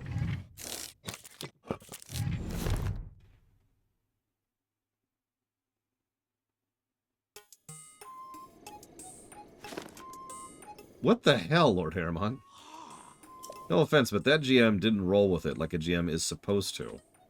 The whole point of that, the whole point of being a GM is to be able to roll with it in a way that a video game can't. Also, if that happened in a video game, I'd probably call bull as well, to be quite honest with you. Yep, that's cool. Yep, Yep, this is cool and interesting and fun. Okay, cool. Moving on. Okay, all those quests done. Now it wants me to go back to Impa. But first we're gonna kill something. I need to kill something. I need to kill. What content would I add to this game other than the rebuilding thing, which I already talked about?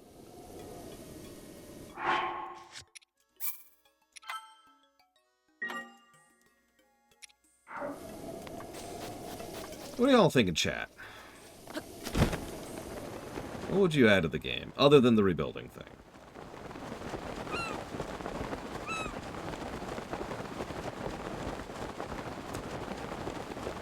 Traditional dungeons. I was actually thinking of something more on the narrative axis. Add more story. There's only really, what, 4 towns in the game? Hang on. 1, 2, 3, 4.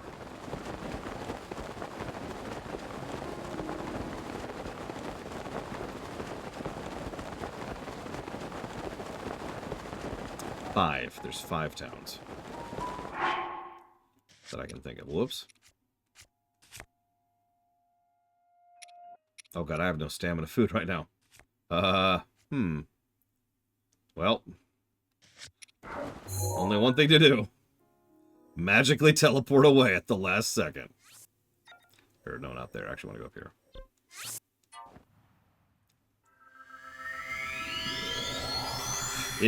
Yeah, by the way, you can fast travel in midair. Continuity. Honestly, I'm okay with this being its own private little sector. I really am. Let it be its own continuity. Let the Zeldas that connect to each other connect to each other. Having said that, if you put a gun to my head and said, connect this to the Zeldas, and I'd be like, oh god! What would I connect this to? Let me think about that for a minute. Because first of all, we just need to axe that 10,000 years thing. That's dumb.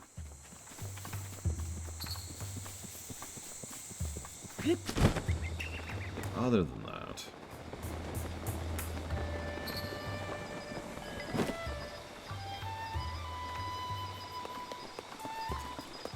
Actually, while we're here, I just realized since Evo's here... Is Evo here? Evo?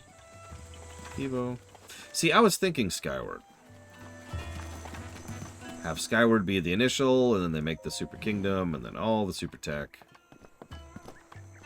Ma? I'm head over heels for a fine slice of man that can use a bow. This is, I believe, 5 people now in town who are like, hey, you're hot. Yeah, I want to sell something, please. Please let me sell something? Oh my god, okay. I'll do your side quest in a minute, lady. I need to sell. That's the inn. There's the item shop. Let's turn right at it.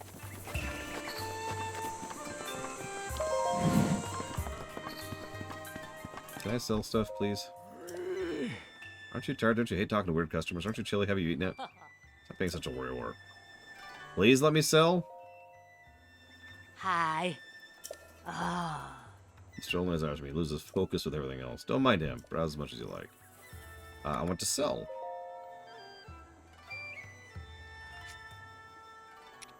I don't want to sell too much, but I do need a bit of money, so we're going to sell a couple of ambers.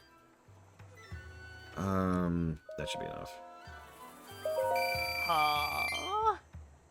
Thank you. Oh. Actually, in all honesty, I kind of wish I could do a full editing pass of this game. You know, the lore runner version of Breath of the Wild. Just tinker with a few things here and there. Probably add some more NPCs, probably add some more dialogue and some more notes, like someone in chat, I think it was Inamisha mentioned. Make it so that the Master Sword has infinite durability. I'm hurrying, Evo, I'm hurrying.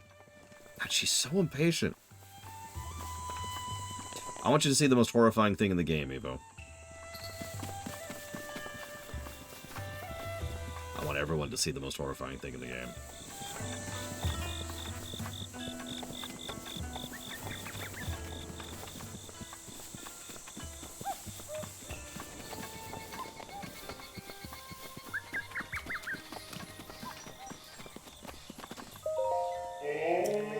Anyways, so here's the 100 rupees.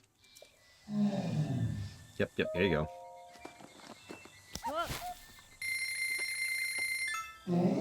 Thank you. You are too kind. The power! It's overflowing!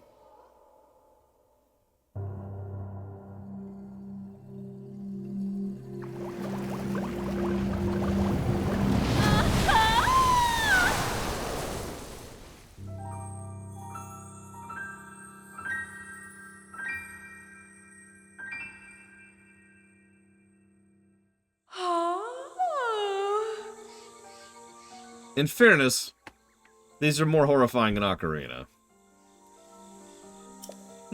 What a feeling. The first breath of fresh air after an eternity of decay. It's just so intoxicating.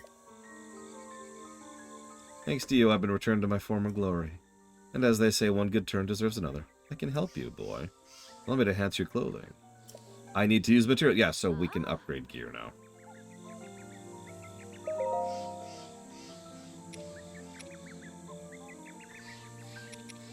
So here, I'll show off the enhance animation. Just for showing it off. It's cheap anyways.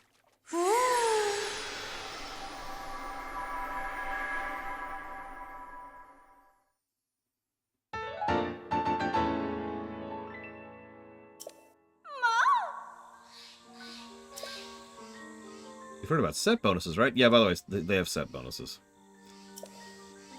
Yep, that's cool.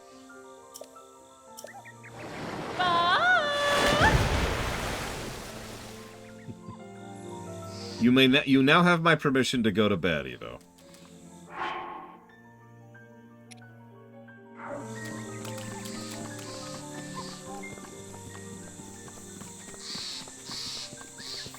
Interesting idea, Lord Harima. I admit, I would absolutely love a proper builder game set in Zelda.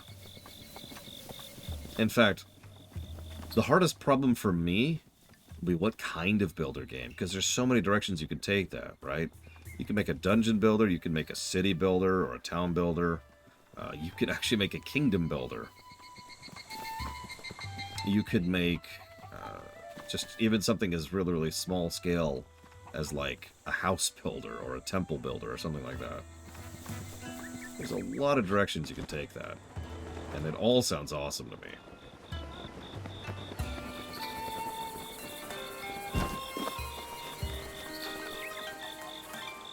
You could also do a towns builder, which would kind of coincide with a trade builder. You know, like I was actually talking about earlier, like you set up a colony here, and then you go and you clear out this area. And then you set up a colony up here, right next to the lake, with all the resources this area has access to. And now those resources are part of your overall trade network. And that would be so cool! See you around, Evo. That would be so cool. But anyways, sorry for gushing about what will never be. No, but good, R-Spruce. What am I doing? Right. Yeah, exactly, Jesse. You get it. We'll never get a Zelda game like that. It will never happen. Until I take over the world. And then I'm gonna make my own.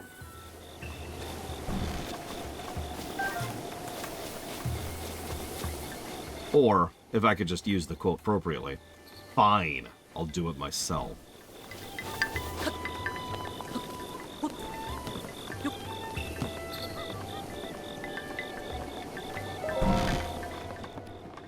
Alright, Impa, what you got for me?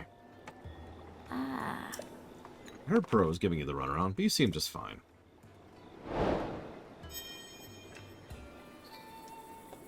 It's a big place, Avacom, okay? You gotta be thorough about it. But this is without a doubt, the camera that Princess Zelda used 100 years ago.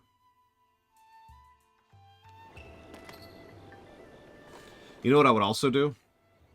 I'd be like, alright, so we're gonna re-release insert game here. Thousand Year Door, Twilight Princess, Wind Waker, whatever. In pretty much the exact same state that the game originally was. Maybe with a few additional quality of life changes that are all optional. That's your port. That's so that people can preserve the past and people who prefer the original still have access to it in a modern feature. We're also going to sell it for cheap. We don't need to overcharge for those. That didn't cost us a lot to do it. Then we're going to make a remake of that game. We're going to call it the Lore Runner version. And it's just going to have edits, changes, adjustments. It's going to be a remake, or a reimagining, depending on how far we go with it. That version will also be released alongside it. Might cost a little more. And then we're going to do that for a lot of games. Could be if you visit the location with pictures, you'll be able to restore memories, come back once you've tried going to one of those locations. Okay. Yeah, pretty much, I see. That first step is important, though. I don't want to erase history, unless it's my old videos, in which case those are gone. But I don't want to erase other people's history.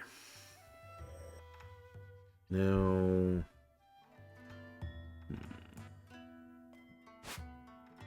Did I already... I did not.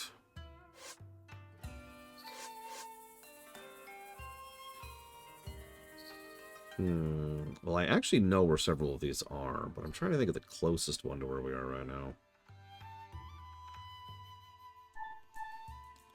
I mean, I've heard a few ideas for essentially a roguelike, rogue progression game set in Zelda, and each... like Rogue Legacy, right? You died. Next generation. The goal is to beat Ganon. There you go. There's your Rogue Zelda game. Boom.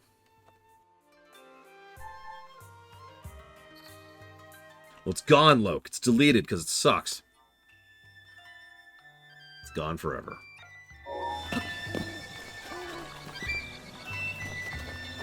I have no idea, Jolly Leprechaun. Or maybe I do. Hang on. So we want to go here. They'll never make a Dynasty Warrior Zelda game. Or is that not what I'm thinking of? Ah, never mind.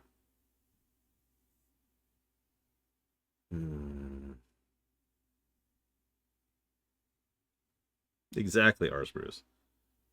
One of these days, we'll get a Zelda roguelike. It'll never happen, though. A 2D Zelda maker. Would you believe there's actually 2 of those? I forget what they're called, but I have them written down somewhere because I want to play them someday. Which, from my terminology, means I want to review them someday.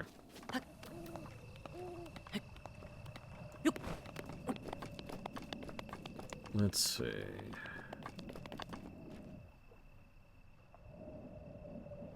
Let's try to do...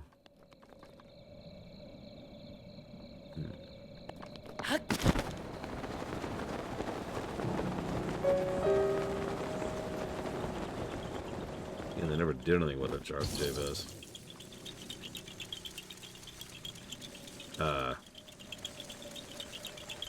Okay.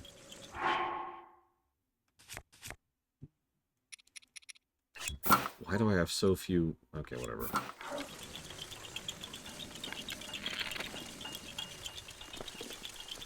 Ah! Oh, jeez. Oh, God.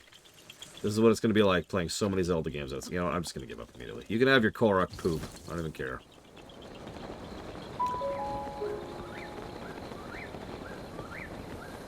Well, I try, Jolly Leprechaun. I fail, of course, but I try. Yeah, a bow rune would have been nice, or an arrow rune. I don't know, something.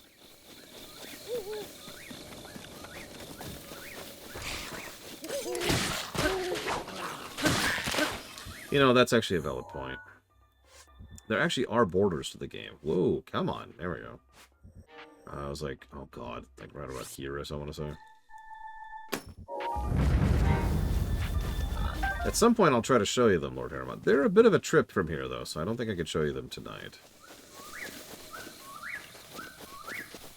Ammo limit. Why is there an ammo limit? I mean, I guess there is usually an ammo limit in these games. I don't know, I'm probably spoiled by LTTP randomizers, because you can usually have hundreds of arrows in that game.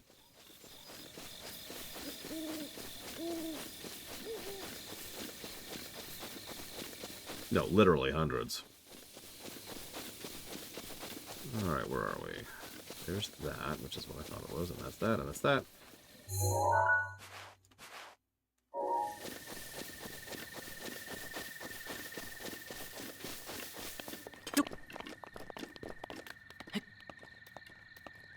The most mid game ever made.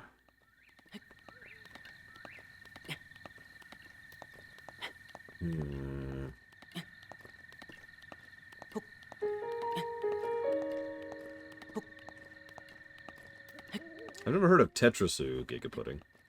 That's what I thought. Over here.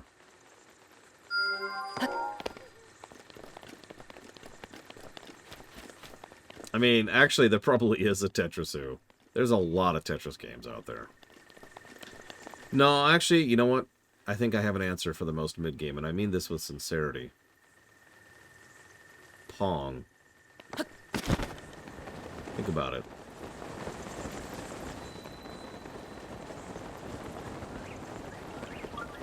There's nothing there.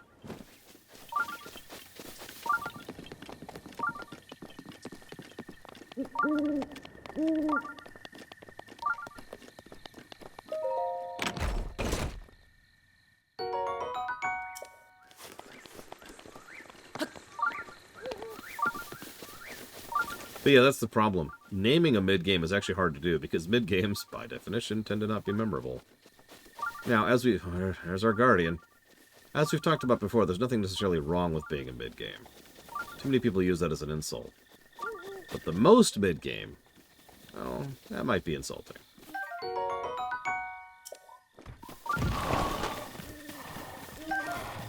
Hello. Yeah, we all knew that was coming.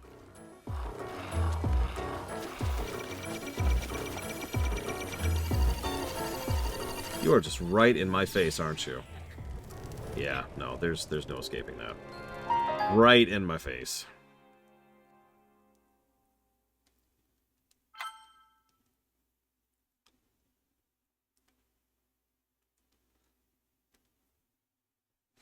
I don't know, Rex. Like, what positives or negatives could we give to Pong?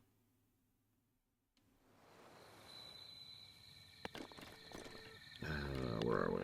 Okay, I see where we are.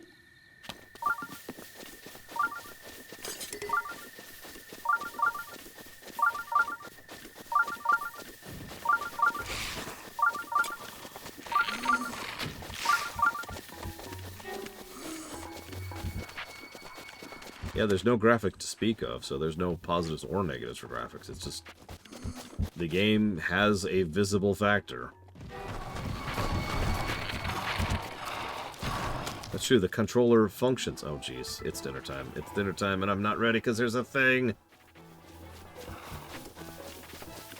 Nothing to see here. Those guys have some range, too.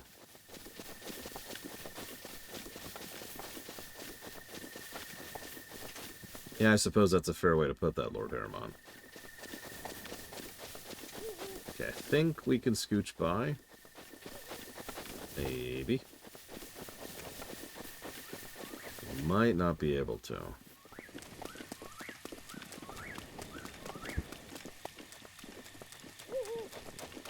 Maybe. Whoa. Wrong button.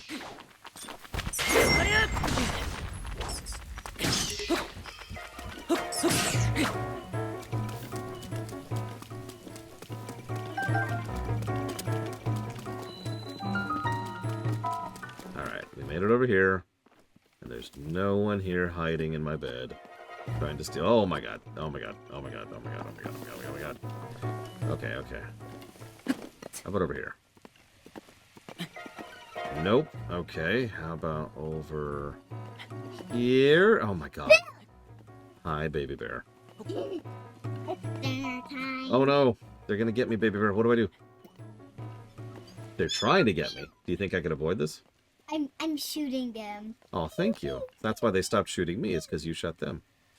Oh, I could totally shield back the lasers, and I probably have the timing to do it. Wait, why is there a magnet? You don't like magnets? I do. Oh, okay, good. Why do you need a magnet? Uh-oh. Oh, gosh. Why are you so fat? Okay. Run. Run. Up. Over. Okay. We're okay. Okay. I I keep shooting them. Here, scooch, scooch, scooch. And it's Now come back. dinner. It's dinner time? Yeah. You forgot that dinner time. It is dinner time. We have to get to the top of this tower. It's very important. We can do this. We can do this. Oh my gosh. Okay, that was actually close. You were too close. It was very close. Is it carrot soup, baby bear? I don't know. You don't know. But we are having mac and cheese and Aw. chicken. Well, I do like chicken and mac and cheese. More chicken than mac and cheese, though. Okay, here we go. Chicken nuts.